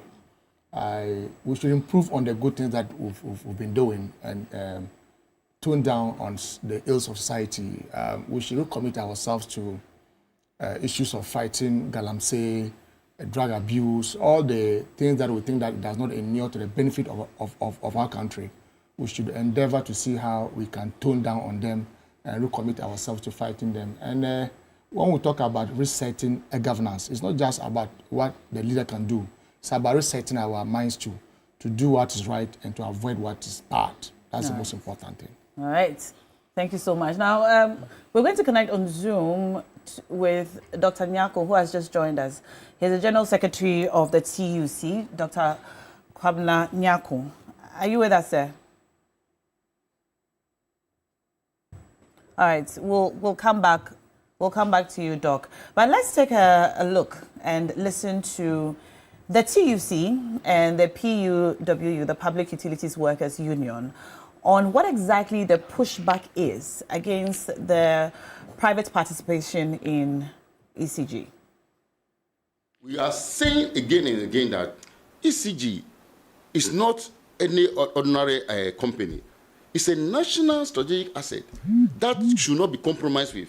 People can come and bring you sugar-coated waste in the name of helping to transform the company. But I want to say that His Excellency, the President, has the power to appoint or disappoint any person that he appoints to the position. And he can do that. Red band that we are seeing is our displeasure for government move to bring private sector participation in ECG. And the first move is to bring transitional advisor, which we are actually opposed to. So we are opposed to the appointment of transitional advisor. We are opposed to the private sector participation. Since we have seen that ECG being left in the hands of government is operating, why do you need a private sector participation? At this point in time, we do not think when progress is being made, you need to disrupt that progress and hand over ECG to a private foreign concessionaire. We don't think so. So we are worried, and workers are worried about their job security. They are worried because they have seen in this country how privatization has destroyed jobs without bringing in the needed investment and technology that we were promised. The IMF was not voted into power in Ghana. In fact, IMF has up to April to leave this country, and we will be very, very happy if they leave. When the previous government indicated its readiness to go to the IMF, we issued a statement against that. We said it was a sad day in the history of this country. It's an indication that, contrary to what Kwame Nkrumah has said, we are unable to manage our own affairs. So having come this far, the new government that came in has done so well. Things are improving. We should demonstrate to the world that we are capable of managing our own affairs. So the IMF must leave in April. All right, and those are some comments from the TUC and the Public Utilities Workers Union. So I think we'll just start with you, Roxanne. Yes. You've heard the concerns of the workers. They do not want this private participation. They are pushing back against it. They say it's not necessary because progress is being made currently. And they have raised concerns about job security, among others. Now, these conversations have gone on for a while, conversations about privatization of ECG. Before we get into assessing their concerns, can you just tell us exactly what this is going to look like? Okay, so basically, in April 2025, the Cabinet of His Excellency the President approved the private sector participation in ECG. Let me state on record categorically that the government does not intend to sell ECG. The government does not intend to diversify ECG, and that what the plan is to introduce private sector participation in certain aspects of ECG's operations to improve. I'm sure that all of us on this table have had one concern or the other when it comes to ECG's operation, whether it comes to billing, whether it comes to collection, whether it comes to service delivery, whether it comes to applying for meters, pricing, whether it comes to generally, we've had several issues with ECG. And if you look at this government and where His Excellency the President and Honorable Dr. John Jinapor took the energy sector from, particularly power sector, the Achilles heel of our power sector has been ECG. When we came into government, ECG had liabilities of over 80 billion cedis. You had IPP debts of 1.73 billion United States dollars. Beyond that, there were how many containers at the port that had been uncleared? Yeah. There were procurement challenges and a number of myriad of issues. The inefficiency was high. The AT&C, what we call aggregate technical and commercial losses, stood around 40%. And so there were moves by the government to immediately deal with the challenges. And if you recall, at the time this administration took over, we were shedding load of 700 megawatts in December. So the sector was very, very challenged. There had to be strategic reforms by the minister to ensure that where we are today, we've seen the light on. For 8 good months, there hasn't been any load shedding. 8 months. And we keep saying that anybody who has had his or her power off will be as a result of what we will call localized fault, which will be peculiar to your area. And so if you look at the challenges that the government met, you needed to act immediately. And that is why by the first quarter, His Excellency the President's Cabinet had approved the PSP. What the PSP will be, like I said earlier, is not a sale of ECG. What would it look like? What it will be is the introduction of multiple concessionaires to help handle ECG's challenges. So you look at the country, you look at the areas where ECG operates, and then you do what you call zonalization. Zonalization, you bring in the concessionaire, let's say for Tema. Tema will be handled by Honorable, this area will be handled by Austin. And then what you do is that you have your KPIs. Generally, you improve on billing and collection, and then service delivery. This, at the end of the day, will not be like what we saw under PDS, where ECG itself was handed over to a private entity. And as a government, our position has always been that there's nothing wrong with privatization when it comes to ECG. And you will recall that even the PDS issue is a government of John Mahama in his first administration that started the process under the Millennium Challenge development, where because of the actions of the previous administration in how he handled PDS, we lost almost $200 million. And so it is not to disadvantage anyone. I know that definitely workers are concerned about their livelihoods, and they've had assurances of government that that will not happen. You're not going to see anybody being dismissed or being relieved. It is to improve on the services of ECG by bringing in multiple concessionaires. Basically, that is what it is. One of the concerns has been that these concessionaires or this private sector persons, individuals or companies will be foreigners. I heard Doc mention that, and I was taken aback. I don't know why he emphasized on foreigners. There's a government that were very strong when it comes to local content. And so if you have the capacity as a local company to do it, why not? It is not the government's interest to say we are limiting it to foreigners. Once you have the capacity and capability to do the work, to provide the services, to give the guarantees that you have, I mean, absolutely, why not? And so it is not about bringing in foreigners, no. It's about bringing in competent concessionaires. So whether it is now that you have a company that you know that you can do the work, you can give us the guarantees, provide the service, nothing wrong with that. And it's not because we are fixated on foreigners. And I also heard him mention that that decision is as a result of the IMF. No, that decision was made several months back. And it will be important to put this in perspective. This government has consistently engaged TUC and POO. In fact, if there's any group that if they send a message or call that they want to see the Honorable Minister in the next minute, will be available wherever he is, it's POO, and they know that. At every matter, in fact, in the last 6 months, I'm sure that we've had formal meetings, more than 10. As for informal meetings, I cannot count. And it is on the back of these meetings that they say that you had an agreement with them. You gave them assurances that this privatization was not going to happen. And so they feel betrayed that now you seem to have done a complete U-turn from the conversations you've had in the past. No, that is not accurate. At no point, and like I said, it is a cabinet decision at the highest level. What it is that there was a meeting between the ministry and then POO. And at that meeting, when the minister was giving them an overview of what was going to happen, they requested that they wanted 6 months from the government. The government did not hesitate.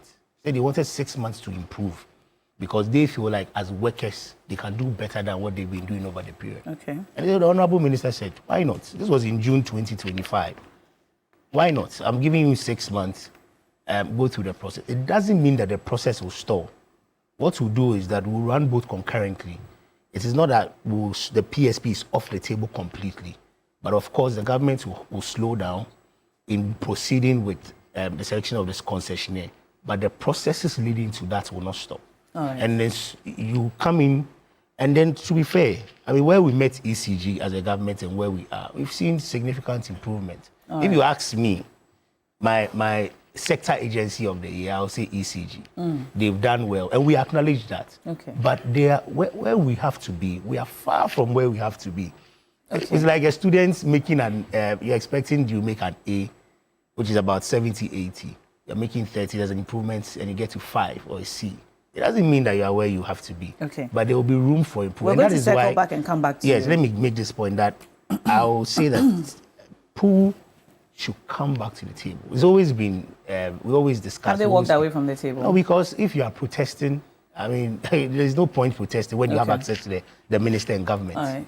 Okay. I want us to cross over now to Zoom, where Dr. Kwabena Nyarko is joining us. He's the Deputy General Secretary of the TUC. Good morning, Doc. Can you kindly unmute your microphone? Good morning. Good morning. Amazing. Thank you. It's great to have you join us on the show this morning. I'm sure you heard Richmond speak just now about what the privatization or the private sector participation is going to look like. Yeah, I've heard. All right. What exactly makes the TUC feel threatened by this proposal? Okay, so first of all, let me say and join Roston in congratulating the government of Ghana, led by His Excellency President Mahama. They've really done a good job and in reviving ECG. They've shown how leadership can actually turn the fortunes of state institutions around. So we really congratulate them, and the statistics are very clear. Roston, and whilst congratulating government, Roston was very deliberate in leaving out the workers of ECG and the hard work they have put in support of government. But he just congratulated you and called you Agency of the Year. But he attributed that to the massive work government has done, which I acknowledge. But government did that with the workers of ECG. And that from getting an A, which is 70 to 80 marks, he has considered that we have moved from about 30 to about 50 in about 5 months, or let me say roughly 10 months. It means we can get to 70 and we can get to 80. Why change the winning team? You have sat with us. We have agreed on a number of benchmarks, and things are clearly improving. And in fact, let me highlight the leadership that His Excellency President Mahama and Dr. John Chinapor, their leadership in this regard. And in fact, their leadership is exactly the reason why we should not do what we are doing. Government intends to do with ECG. In fact, their leadership demonstrates clearly that ECG and all other failing state institutions can be turned around if we get the correct leadership for this country. Madam, somewhere in the early 2020s, 2021, the government of Ghana, the then government, decided to privatize TOR under arrangements we, the unions, found very problematic. We fought against it and preserved TOR as a state institution. Today, with good leadership again from President Mahama, TOR after many years of non-refining, is refining again. Assuming we had not risen up at the time and Tor had been handed over, what would have been the fate of Tor and what would have been the fate of Ghana? The point we are making is that a good start, we have made a good start. Let us continue to its logical conclusion. Is there... Again... Go ahead, Come sir. again. You go ahead. Okay. Again, Rawson has attempted to differentiate between privatization and private sector participation.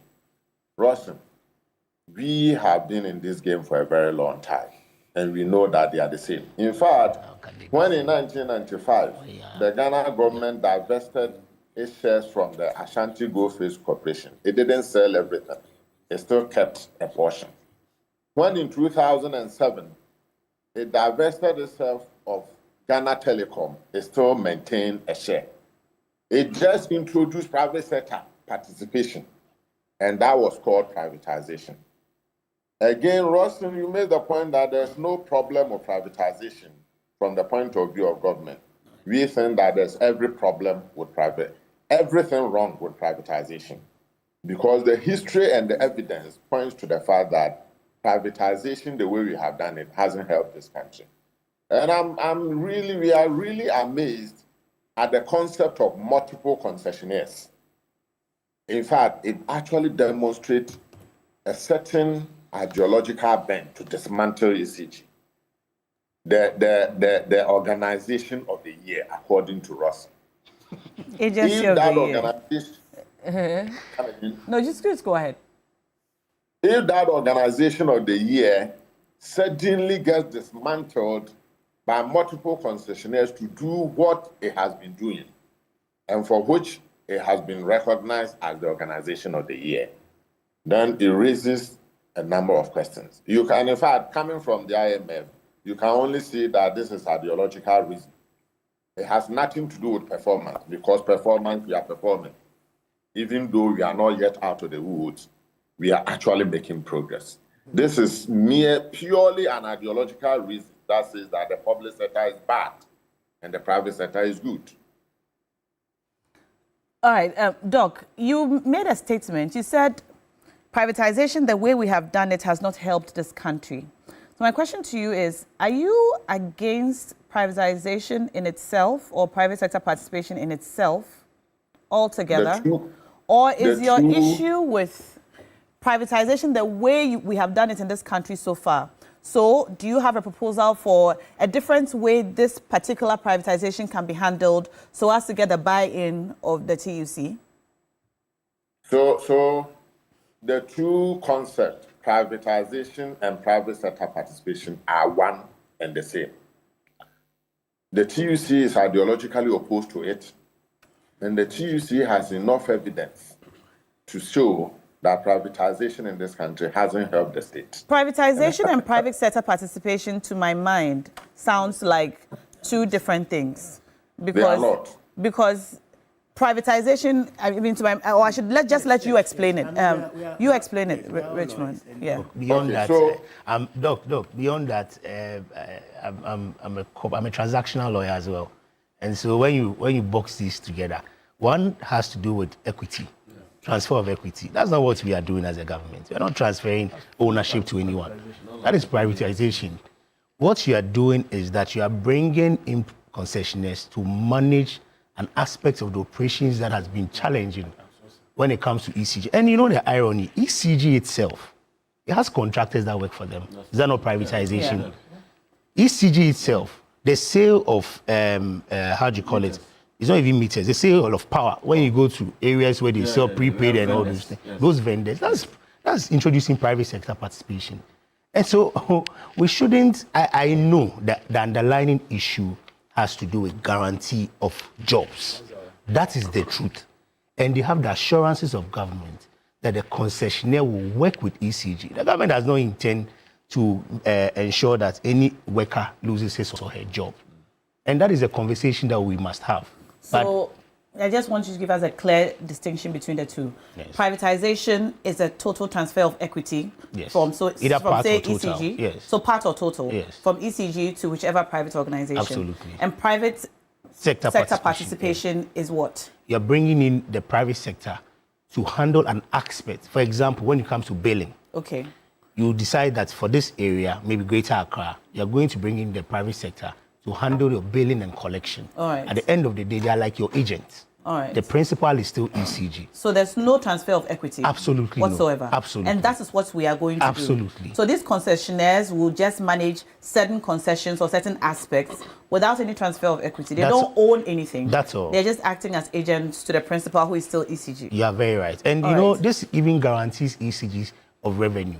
Because for for billing and collection, for example, we are expecting, and that's why we are going through the process of getting a transactional advisor. Because the thinking of government is that once the concessionaire comes in, if you're buying power and it's 20 million, you pay up front. Okay. It is not that you collect the money. It's like what we've seen with PDS, where now there are money sitting with them and then we are firefighting to recover the money. No, you pay up front, and then once you finish selling, at the end of the day, you need more, you come in. So you pay the money. Let's say you're buying bulk, 20 million, you pay the money to ECG, and that will even give ECG revenue to even operate. Right. I think that this... Let me come to you, gentlemen, now. Doc, you've had the conversation back and forth.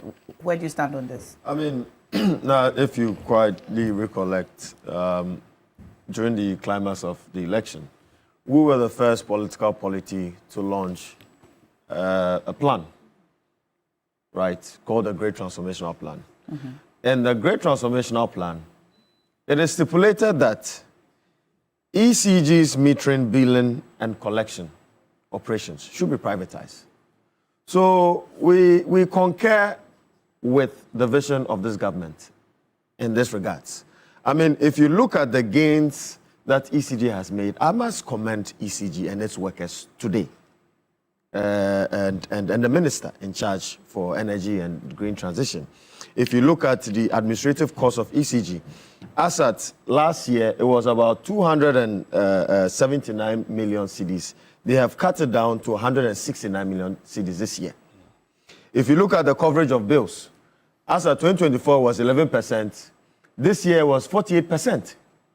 If you look at the revenue of ECG, it has increased from 900 million to 1.7 billion this year. So it's quite significant.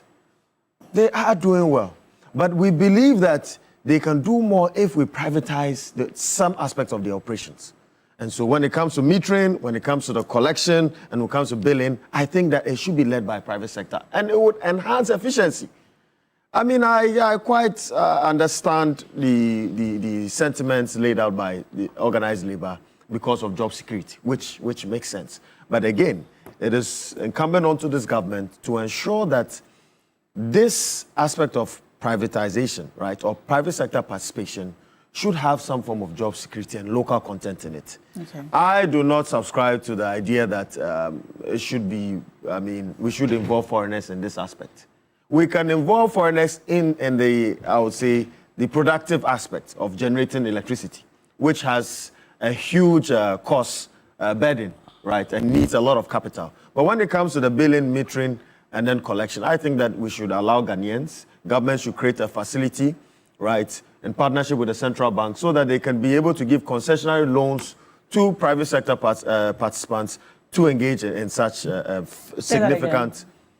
Government should give loans to... Through the central bank to give concessionary loans, right, which are loans that are cheaper in terms of interest with a single-digit interest rate to private sector players who want to involve in this, what do you call it, aspect of the private sector participation of ECG. Okay. And I believe that it would enhance efficiency. Now, part of the problems that we face as a country, and I feel highly disappointed with our leadership, is to do with our energy mix.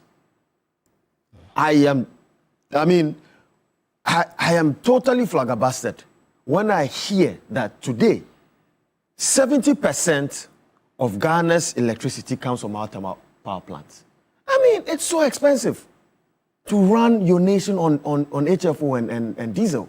It is so expensive. That is why the cost of electricity is somewhat expensive as compared to our neighboring countries like Ivory Coast. And so when President Mahama, what does Ivory Coast run on? Well, they mostly hydro and then some thermal power plants. But when President Mahama mentioned the green transitional aspect of the Ministry of Energy, I was very happy because I am a staunch advocate for sustainable development.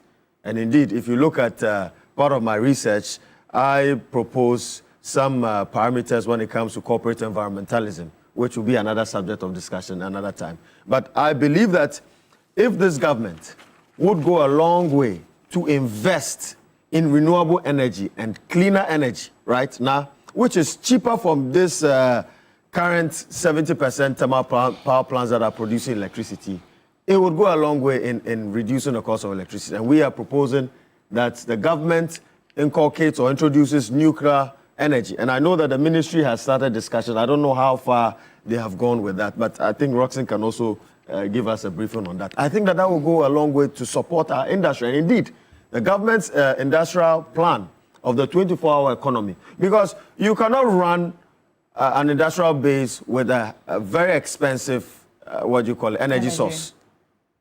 You understand?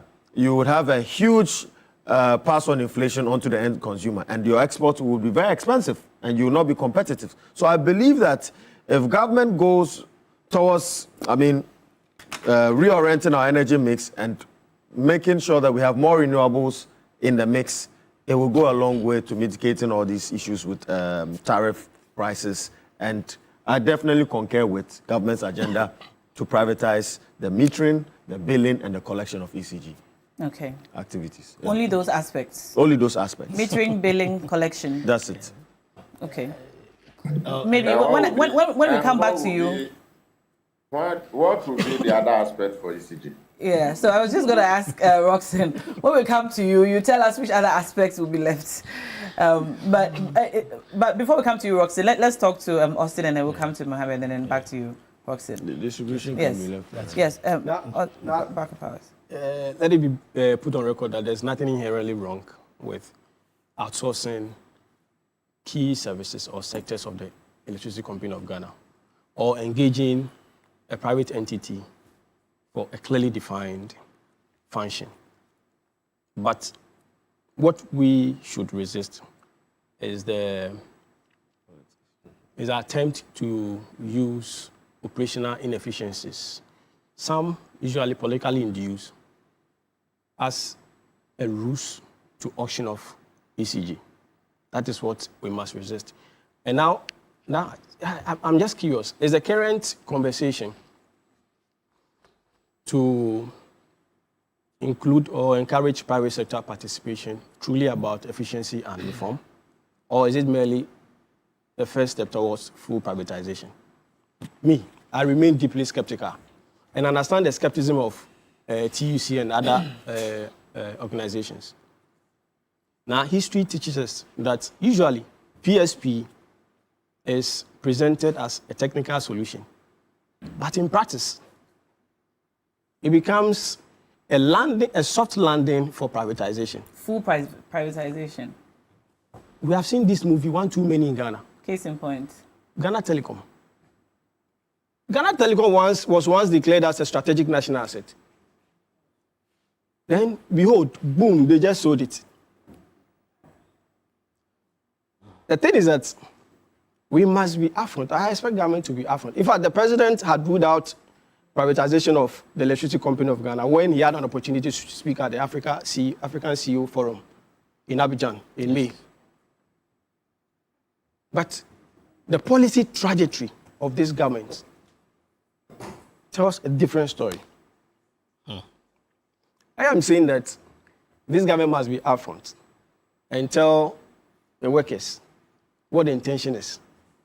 But let us not use... there are some things left unsaid? Yes, I think there are some underhand dealings. Why do you think so? No, now I'm telling you, that's what I'm saying, that usually when they tell you in Ghana, when they tell you we are bringing in private sector, we're encouraging private sector participation, it's just a cover-up. ECG already contracts private people to do various things. That's what I'm saying that inherently there's nothing wrong. But I'm saying that it's one step. Let me tell you the familiar script. This is a familiar script. Introduce a private operator under the guise of inefficiency or efficiency. 2, gradually expand the control of the private sector. Then the last one is what? Is just to divest the state or the state interest in that company. This is a script. The 3-step is a three-pronged approach. What's your basis? And I'm telling you that we have government government is telling us that they are only initiating the first step. Did they say that? No, Did they say that? no, relax. No, relax. No, you cannot. No, relax. No. The thing is that now to bring in private sector. No, you. But right. No. A few minutes ago, you said that you are bringing in multiple. I didn't say that. You said you are bringing in multiple concessionaires. Yes. And I'm saying that is the first step towards full privatization. So you are saying that. Exactly. So government is not saying. No. So now. No, Doc. You've had your bites. You've had your bites. Allow me to. No, don't I think this claim is needless. Allow me to finish. The thing is that now I'm telling you that this is the familiar script. They introduce a private operator under the guise of efficiency. 2, then gradually they expand the control of the private sector. Then the last option, which is the last step towards full privatization, is where they divest the remaining interest of the state from that company. And my question is, what's your basis for thinking that this is the roadmap that the government intends to employ? That's what I'm telling you, that we've seen this script one too many. Where? And where? Are you in Nigeria or where? South Africa? Where? I'm saying Ghana. We've seen this script played out in Ghana.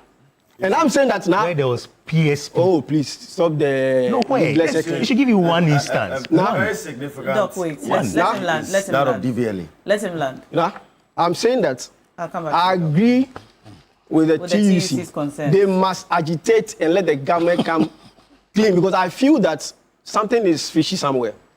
Because for me, I'm skeptical. I told you, and I understand their skepticism. I'm saying that someone is not being upfront with the workers.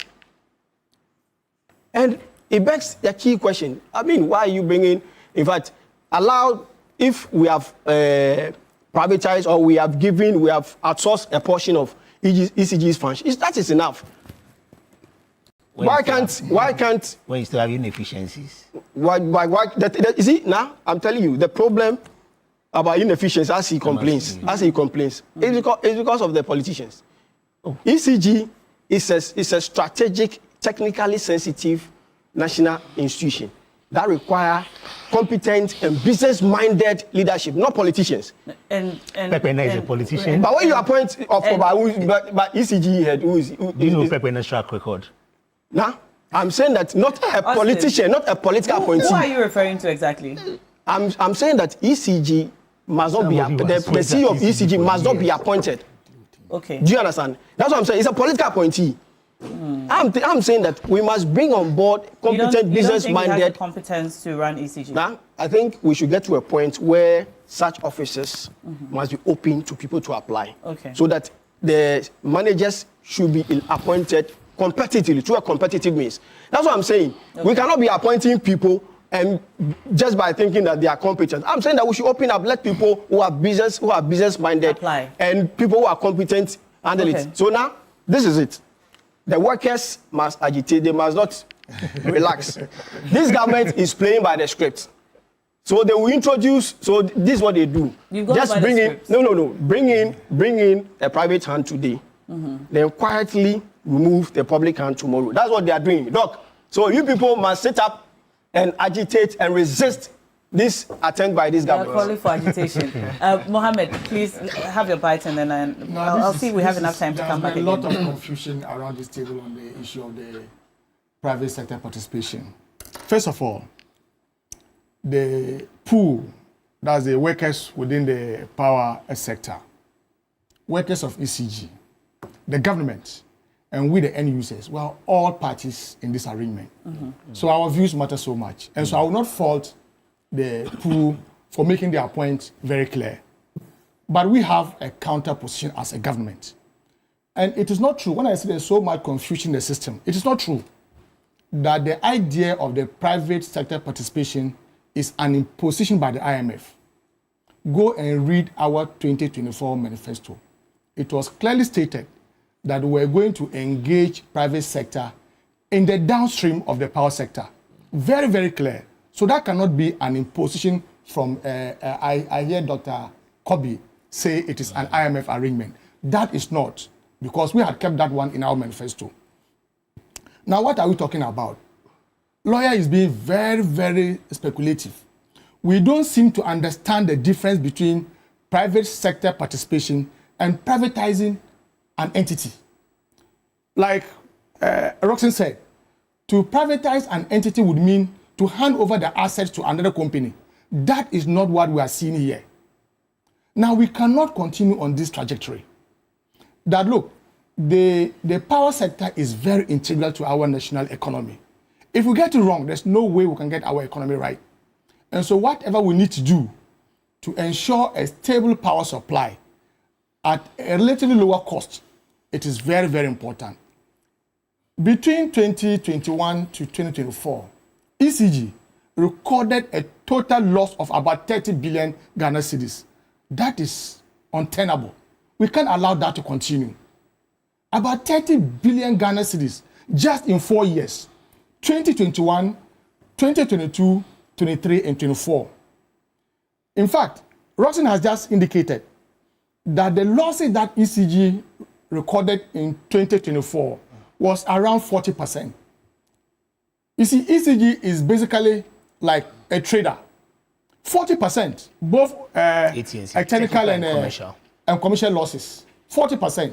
What it means is that out of every 100 Ghana cedis that the state, not poor, not the workers, out of every 100 Ghana cedis that the state invests in ECG, they are only able to recover 60 Ghana cedis. No business can survive on this arrangement. And so they must be interested. Look, government has assured them that there will not be any job losses. If that is their fear, that has been guaranteed. That there will not be job losses, they will not be cut in their remuneration. Now, have you had the experience? Okay. Oh, government says that there won't be job losses. Have you had the experience if of looking government is bringing in private concessionaires to handle various aspects of the operations of ECG? Yes. How are these operations? So these concessionaires are going to bring their own workers to do their job. So, to put it simply, what exactly would the current ECG workers be who are doing? Currently doing the job be doing? Okay. Now let me give a very good example. Have you had the experience of looking for a meter? Have you had the experience of ECG workers? And regrettable, I have to mention this. People have experienced it, that even looking for a meter, you'd have to pay huge sums of money just to get a meter. Last week, there was an announcement from ECG that customers who were using a particular type of meter called the Nuru meters cannot purchase power. Yeah. What do you expect those people to do if they need power? The temptation to do illegal connection is very high. There's a lot of operational inefficiencies within ECG. That we think we can fix with a private sector participation. What the government is proposing is a multiple lease model. What it means is that they get Company A, deal with the Accra zone. Company B, deal with the Etama zone. So that you have a small portion of area to concentrate on. And like Rosin mentioned, the person would buy the power with cash, prepayment. The person comes to buy the power to go and sell and must make his margins. That is what government is proposing to do if you don't want this. So what I thought is a problem of ECG workers. Your incomes will not be affected. You will not lose your jobs. But we're saying that there has been a lot of inefficiencies in the system. I recognize the fact that they have recorded some gains in the last few months. Yes. That is true. From 900 million in December last year to about 1.7 in July this year. We commend the workers of ECG for that. And their question is, why not allow them to continue along the same path? Now, we are looking for a sustainable fix. Today, we have a new ECG boss. We have a new minister for the sector. We have a new president. Their efforts have led, working with the workers of ECG, for us to record this. But we need a more systematic fix.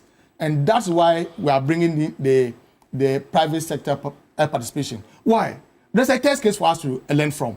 Enclave Power, EPC, Enclave Power, that operates within the free zones area. They do exactly what ECG is doing. But because it is privately owned and managed, the efficiency is about 99.9%, virtually zero inefficiency. they are able to recoup all their investments and make profit. Enclave power here. Because if I'm a private investor, I will not allow you, my worker, to go and connive with the end user to cheat me. It happens today in Ghana. That most of the wrongs that we see in the system, not all of them, very hardworking ECG workers, but some of them are complicit. If I was to be a private investor and you do that, I'll fire you. But can you imagine if the state was to fire 10 or 20 workers at ECG? Even if they were found doing the wrong thing? What would happen? If they are found doing the wrong thing? Who would push back? If they are found doing the wrong thing? I'm saying who will push back. How? So who will push? So Dr. Kobe, what at all are you? What at all is? Please, Dr. Kobe, I'm sure you have your turn. Please, Dr. Kobe. Doc, just hold on. Just hold on for me, Doc. I'm going to come to you after I have just told you, and you work with the ECG. I've just told you, if you can give me counter numbers, that between 2021 up to 2024, you recorded a loss of about 30 billion Ghana cedis. And that losses that you record, operational losses, is about 40%. And that no business can thrive on that trajectory. The benchmark from PURC is 3% for losses. Benchmark is 3% from PURC, your own regulator. And yet you are doing about 40%. And all that we are saying is that let somebody come and be in charge of the metering, the billing, and the collection. And that is a problem. I don't see where the problem is coming from. Now, gas suppliers, independent power producers, they are old. We cannot continue to work on this path. The assurance that government can give to ECG workers is that nobody will lose his job unfairly. That's assurance. Now, I hear Dr. Bracco. You are being very, very speculative and conjecturing. I didn't know that you had a PhD. No, I'm even surprised. Oh, lawyer. Honorable is conferring. Lawyer Bracco, forgive me. Lawyer Bracco, forgive me. Lawyer Bracco, forgive me. I don't want GTech. No, they won't come after you. In fact, you are being speculative. You are conjecturing. Government has told you what they want to do, and you are telling us what you think government will do. When the government itself has told us exactly in clear terms what they want to do. Now, if you don't understand, I don't understand. Oh, lawyer, the telecom sector is deregulated, right? How come that MTN, which also offers some service, makes huge profits and pays taxes to the state, and ECG is incurring losses? I don't understand why a consumer who can go ahead to do illegal connection on his meter and yet cannot do same on his phone. You know what it is? Technology and investment. That will come from the private sector, because no investor or shareholder in MTN would allow people to abuse his funds. And when you give the example of Ghana Telecom, now Etilisal, that was privatization. Equity was sold. Yes. Assets were handed over. That is not the case. Please. You see, no. The case of Ghana Telecom, nothing like that. Being sold to a Vodafone and now a Etilisal is entirely a different arrangement. No equity would be handed over to them. No asset will be handed over to them. And so, how did it begin? It's a script. How did it begin? Oh, it began by just selling about outright sale. In 2007 by President Kufuor. Private sector participation. No, it was no extension of the private sector's authority. No, it was an and eventually removing the government. It was an outright sale. In any case, in the last regime, please.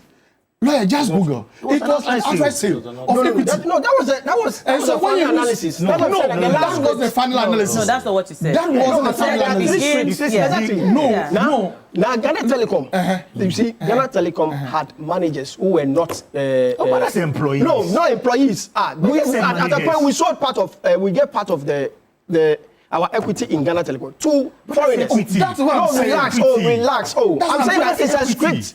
It's a script. That's what I'm saying. That lawyer. Please, continue.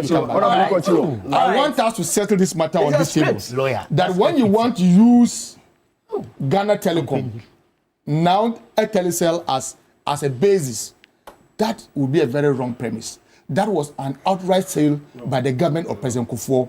What we are doing today is a private sector participation. The power producer will still generate the power, Gridco will do the transmission and everything, ECG will be involved. But of course, maybe most of the workers will now be transferred onto a private a payroll, do the work and you are paid. The question of the workers. Look, I'll just give you an example. Enclave Power. Yes, I got Enclave that. Power. We got that. The question of the workers. Yes. One of their biggest challenges we know is their job security. Are you giving us an assurance of sorts that these private concessionaires will employ the services of the same ECG workers? Now, let me respond to that. And then after that, we'll come back to you, Doc. Let me respond to that. And you notice that whenever Doc speaks, conveniently, he never refers to the classic case of ECG and PDS. And there's a reason why they don't refer to that. What is that? Because even with the PDS arrangement, and let me state once again, that our challenge as a government or as a party with the PDS arrangement was not the principle that you cannot involve the private sector. It was the cannibalization of the process. Because people grabbed ECG for themselves. That is what happened when it came to PDS. And within the period PDS operated, Doc can confirm, there were significant improvements in revenues, in service. Why? And ask him whether any worker losses or a job. And so let's not go back referring to abstract. Well, you have a classic case of PDS, which is just the same ECG entity that we are talking about. What the difference is this time is that, one, as a government, we've learned from the mistakes of PDS. In fact, we told them, and they didn't listen. And that is why you are putting in place, instead of doing one whole transfer to a private sector, you're doing multiple concessions. That is de-risking. Yeah. That is de-risking to ensure that you don't face the problems we face with PDS. All right. And okay. Let's go to Doc. Doc, you tried to come in a few times to respond to some of the things that have been said. You can go ahead now. You see, the script for privatization includes bastardizing the state entity. Bastardizing what? The state entity. Bastardize the workers enough. They connive, they do that, they do this. Into privatization. That's the first initial step of the script. So even when people acknowledge that progress is being made, they cannot resist the temptation to bastardize. You see, I've told you time without number that we have been part of this process. We followed the AGC privatization. We followed Ghana Telecom. In fact, we have followed about 100 privatization that has taken place in this country. And lucky for me, 100. I sit on the PRC board. Now, yes. You remember when PRC sanctioned ECG directors, board members? You remember? Yes. Yes, I was part of those that signed that sanctioning them. And we knew what the politicians were doing to ECG. We knew it. Those that bring in the meters that cannot buy credit, they were not ECG workers, they were politicians. So there was bad politics at ECG. Is that so? That result, bad politicians. You said politicians were bringing in meters. Meters, yes. And installing as ECG meters. Yeah. They were the ones that were winning the contract to bring, in fact, imposing the contract on ECG to bring 40 meters. This was in 2024. I mean, not just 2024. No, Doc. Perspective is very important. Doc, perspective is very important. And you can speak to ECG themselves, even the MD. This is not an administration that meddles in the day-to-day running of any of the agencies. Doc, let me clarify. Let me clarify it. And the ECG themselves will attest to it. The minister does not call them to influence them. Let's let him make his point, and then I'll come back to you, Roxanne. Doc, you land. Roxanne, hold on. Doc, you land, and then Roxanne can respond. Roxanne has nothing to respond. Roxanne, if you listen to me for understanding, you will get my point. But you are just listening to respond to me without understanding me. I'm saying that in times past, I was sitting on PRC board, and I was observing all the things that was happening to ECG. And so those losses that you just mentioned were a matter of course, because we knew what the politicians were doing at the time to ECG and its revenues. We knew them. Thank God there's a change in government. His Excellency, the President, together with his minister, have worked so well. And I commend Pepena. So I agree with Rossen. I commend all the people that are the helm of affairs at ECG today. And I commend the workers of food, the workers that have worked so well, things are improving. Now, the way we have done privatization in this country, so somebody mentioned EPC.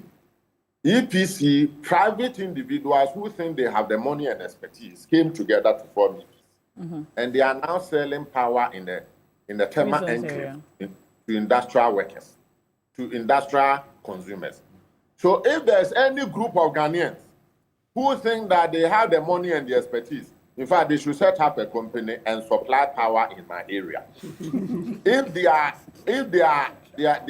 services are superior to the services of ECG, people will switch to them. We should not attempt to cannibalize ECG. In fact, what government is doing, the proposal Russian is so eloquently elucidating, is simply cannibalizing ECG, and we will not allow that to happen. Now, so you're saying that instead of giving out concessions, the private individuals should set up their own energy production company? Energy distribution company, because ECG is a distributor. Just like private companies have set up their own private generating companies and they are selling power to ECG. Anybody who thinks they have the wherewithal, the capacity, the expertise, they should go to Northern Ghana and supply power to Techiman and its enclave and give them a better service and let the worker and the people of Ghana choose their service over the services of, say, NETCO or ECG. Now, they have made a lot of big deal about workers. Yes, we are concerned about workers. We represent workers. And we know in this country what privatization has done to the working condition of workers. Take Ghana Telecom. Ghana Telecom today, Telecel, you have workers coming to you. They say they are workers of Telecel. Telecel says that you are not our workers. So you have people working and they don't even know their employer. That is bad for the workforce of Ghana. So we will do everything to protect the job security of our workers.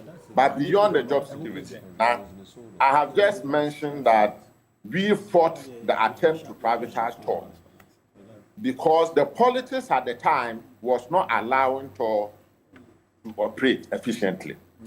Today, we have a different researching politics, and TOR is refining. So when we are fighting, we are not just fighting for our workers. In fact, that's our primary responsibility. But we are also fighting that no government should be allowed to appropriate state property. When we do that, we are actually doing that in the supreme interest of Ghana, not in the supreme interest of any other entity or body. But you realize that the call for this private sector participation is a call for private Ghanaians to, so to speak, participate in the managing of certain aspects of ECG. It's not a government appropriation, so to speak. Nah. When you say government appropriation, what do you mean? Nah. Yes. You see, we are in Ghana, and we know the politics of Ghana. What is the politics of Ghana? We know those who win the contract to supply, to manage distribution. We know those who are likely to do the distribution in Accra, and we know those who are likely to do the distribution around the country. Okay. We know. Who are they? I think you get me. Now, the point we are making is that Doc, from the evidence, why is it that this country, we cannot say that we will manage things ourselves? Those Ghanaians, whether foreign or Ghanaians, those people who think they have the expertise, please let them set up a company. Let them buy power from the IPPs. Let them distribute it efficiently. Let them do that. That's our counter proposal. All right. Let them do that and let them leave ECG alone. All right. All right. I think I should let Roxanne just respond to the subject on. I don't even. No, in fact, Doc has and used. Then yes, I'll come to you. Doc and my learned friend, they've used very strong words today, and I'm familiar with those. No. And, for want of a better word, I'm scandalized. Oh.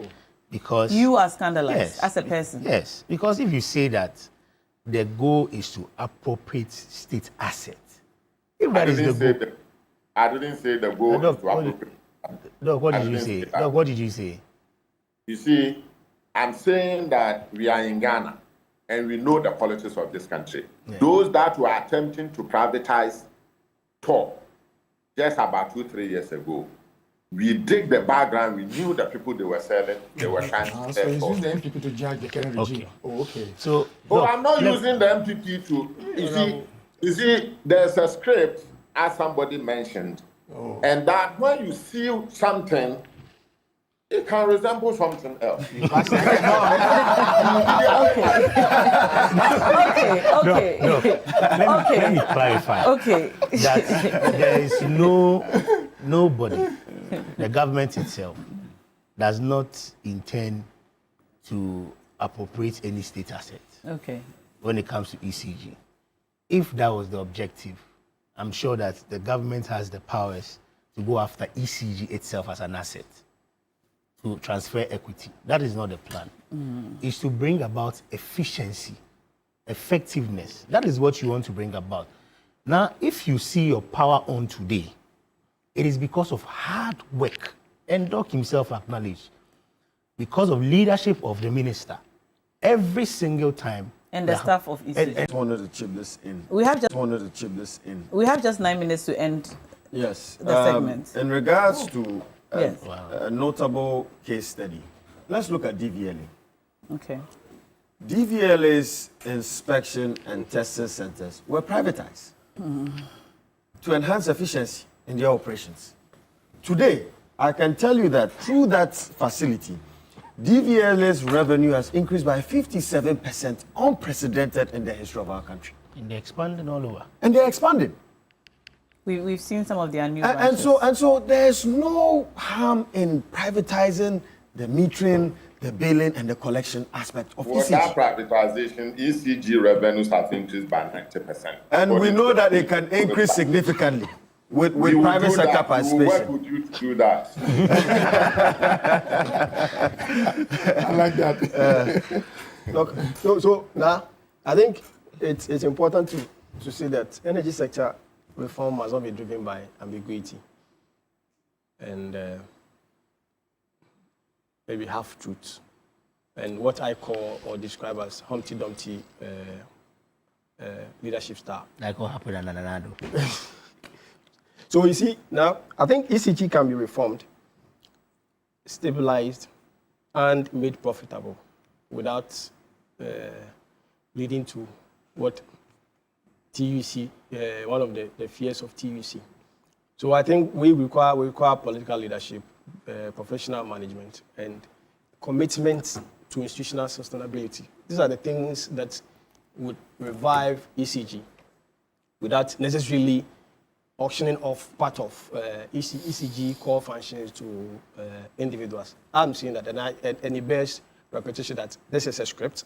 We've seen that script one too many, and Ghanaians, because you see, the difficulty is that if ECG eventually is sold off, tariffs will rise, electricity tariffs will rise. It's not going to be sold off. No, you are being speculative. Relax. We are spending enough time to tell you about Honorable, the time you spent is only to advance the interests of the government. No, but don't mislead. But I'm speaking as a consumer. I don't consume power. No, I don't consume power. But you have a double position. You are in a double position. All right, Austin. Honorable is in a double position. So mislead the public. They say once between two are shy. How will I mislead everything? There's a saying in my language that if you are beaten by a snake, even when you see a rope in darkness, you run for your life. Exactly. Your point is well made. So Dr. Kobe is having the fears of the government of Nana Akufo-Addo and thinks that may play out under President Mahama. Dr. Kobe have the assurance that there's a vast difference between the leadership by President Mahama and that of Nana Akufo-Addo. You gave the example of Tor and how they were trying to sell Tor to themselves at the paltry sum of $22 million US. We will not do that. The process will be transparent. No, there will be no job losses, and we would ensure that there will be efficiency in the downstream of the power sector. I understand where your fear is. Do not liken the governance of President Akufo-Addo to that of President Mahama. There's a clear distinction between these two. We are doing the multiple list arrangement. All right. Comparative bidding will be done. Whether the person belongs to NPP or NDC, once the person has the financial muscle and can do the job, the person will be contracted. All right. I'm going to read some of your messages, and if my producers will allow us 5 minutes, we will just give each of our guests just a bite at the gold board matter. So I'll wait for Shadrach, my producer, Shadrach, to let me know if we can have 5 minutes. Prince Henry from Koforidua says, I know this government will be a listening one, so I don't have any doubts that the ECG issues will be addressed and done amicably. All right. Now, Ghana's energy sector needs optimization due to bottlenecks limiting industrial growth. Engaging private-public partnerships will address operational inefficiencies and boost sustainability and enhance productivity. While acknowledging the TUC concerns on job losses, I'm very optimistic that this government will protect workers as promised. Let's enable private partnerships to create synergies for economic growth. And that's from Mark Ewusi Akko. All right, more messages coming in. Is Lawyer Bracco talking about his feelings or facts? We all have feelings, but our feelings do not represent facts. ECG staff are just greedy. They are thinking about their fat salaries. If they think they can't work with the government, they should please resign. And that's from Kalio Man, texting from Wa. That's a personal Doc. Some of your messages, I can't read them, but I thank you for sending them in. Now, I'll just give each of you by just 1 minute each on the gold board matter and the minorities call for a bipartisan probe. Doc. Yes. Now, well, reading the IMF report, I think that it is clear that there has been a loss, even though there's no final audit from the central bank to that regards. But indeed, they do share data with the IMF due to the IMF policy that we are in, the program that we're in currently. If you look at Ghana's trajectory over the years, in 2018, our gold output was quite significant and higher than this year's own. Yet still, the cedi depreciated post-2018 to 2022 by 54%. This year, the cedi has appreciated significantly. And this is due to the gold board. You see, let us do a cost-to-benefit analysis. There is a macroeconomic gain, and there's a $214 million loss. Can you imagine if the gold board did not streamline the processes of gold exports, right, and reduce, smuggling? Mm-hmm. We would have had an issue where the cedi would have depreciated significantly, right? Inflation would have been skyrocketing. It would affect end consumers. The cost of medication, the cost of items in this country would have been significantly high. Businesses will lose their capital. And so let us forget about the politics of the day and what the MPP is doing. And indeed, under their regime, in 2024, the gold for the G4R and the gold for oil, that's the gold for reserves and the gold for oil, cumulatively lost 4.84 billion cedis. This year, right, we're estimating it to be, they have discontinued the gold for oil policy, which is quite significant. Mm-hmm. The gold for reserve, where the IMF is estimating it to be about $214 million. Yeah. But Ghanaians should know this, that for everything in terms of economics, we have what we call opportunity costs. We have to forego the loss of what? We have to forego $240 million to achieve some form of macroeconomic stability, which is significant. What the gold board has done is unprecedented in the history of this country. We need to give them that, eulogy, as far as our economy is concerned. So this loss is justified? It's justified. It's a cost. And, you know, it's due to certain operational aspects. I mean, differentials of Forex. Are we to expect more of this cost? Well, what I think, now, what I think they should do, and this is from a radical perspective, is that, look, if you look at where our exports is going to, we're looking at UAE and then India. Now, what are they using this gold for in India? They're using it for jewelry. And if you look at India's jewelry markets, as estimated this year, 2025, it's about $90 billion.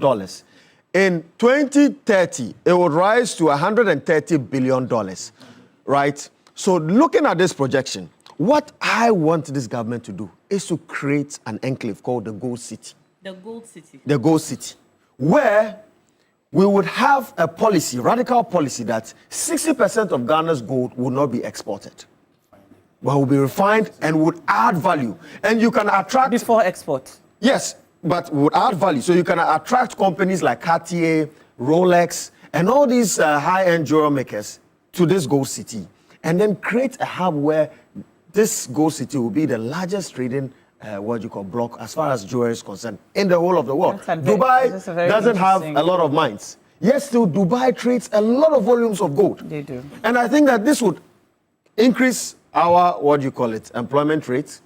It would boost our foreign reserves. And indeed, we would have value for money when it comes to gold export. And it's just not just gold, a lot of other raw materials. Yes, even shea butter. I think that I think that to end this as well, the time of relying that's on all your time. No, let me That's just all your end. time. Let me just end, please. The time of relying on only minerals for exports is over. Okay. We need to diversify. You've taken our all the 5 economy. minutes. Do I have your permission to end them? Is it in Do the I have your DTP? permission to end It's in the this? DTP. Without coming strategic to anchor industry.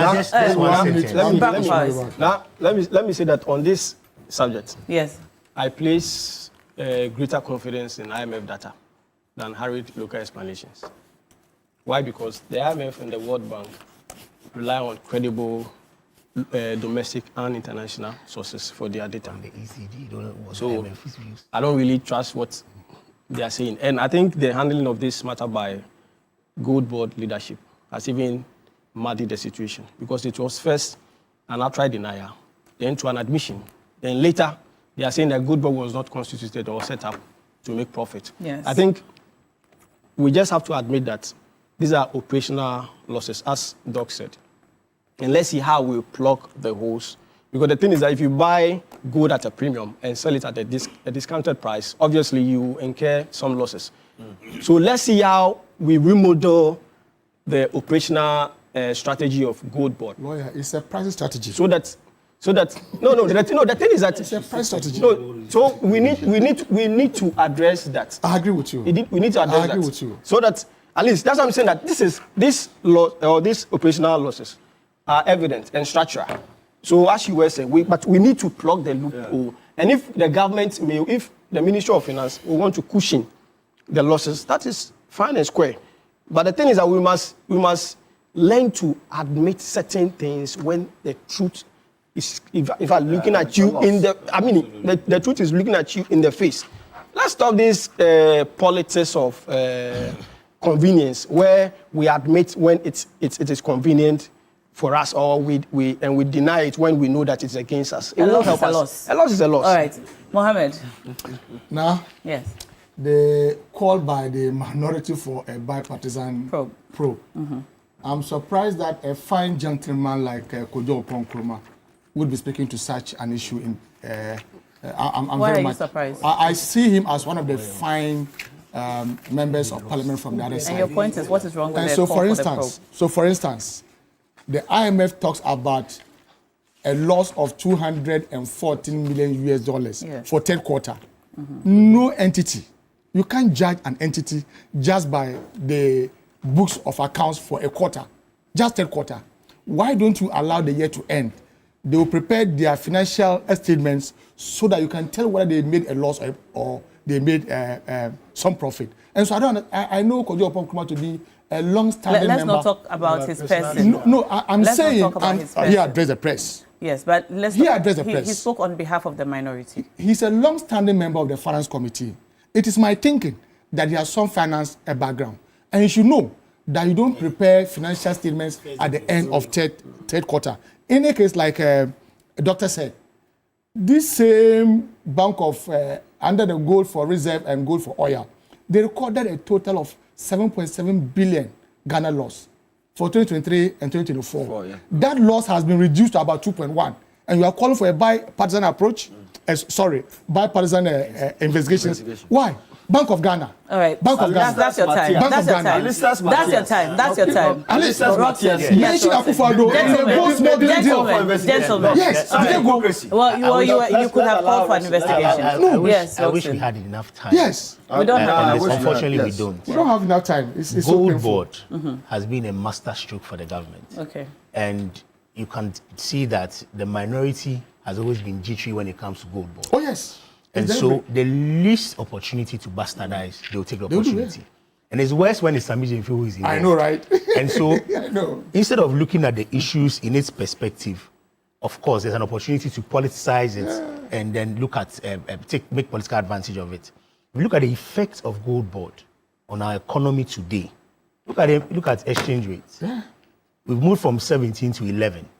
And the government itself attributes part of the successes to it. Largely. If you look at the fiscal and the management of the economy by BOG and finance ministry, inflation itself. And so, yes, it's a new institution. All right. They're now setting up. All our microphones have been turned off at this point. We have told you about it. Gentlemen, I'll say thank you so much for your time and your contributions on the show today. Thank you also for sending in your messages. We appreciate them so much. It's that time of the year again.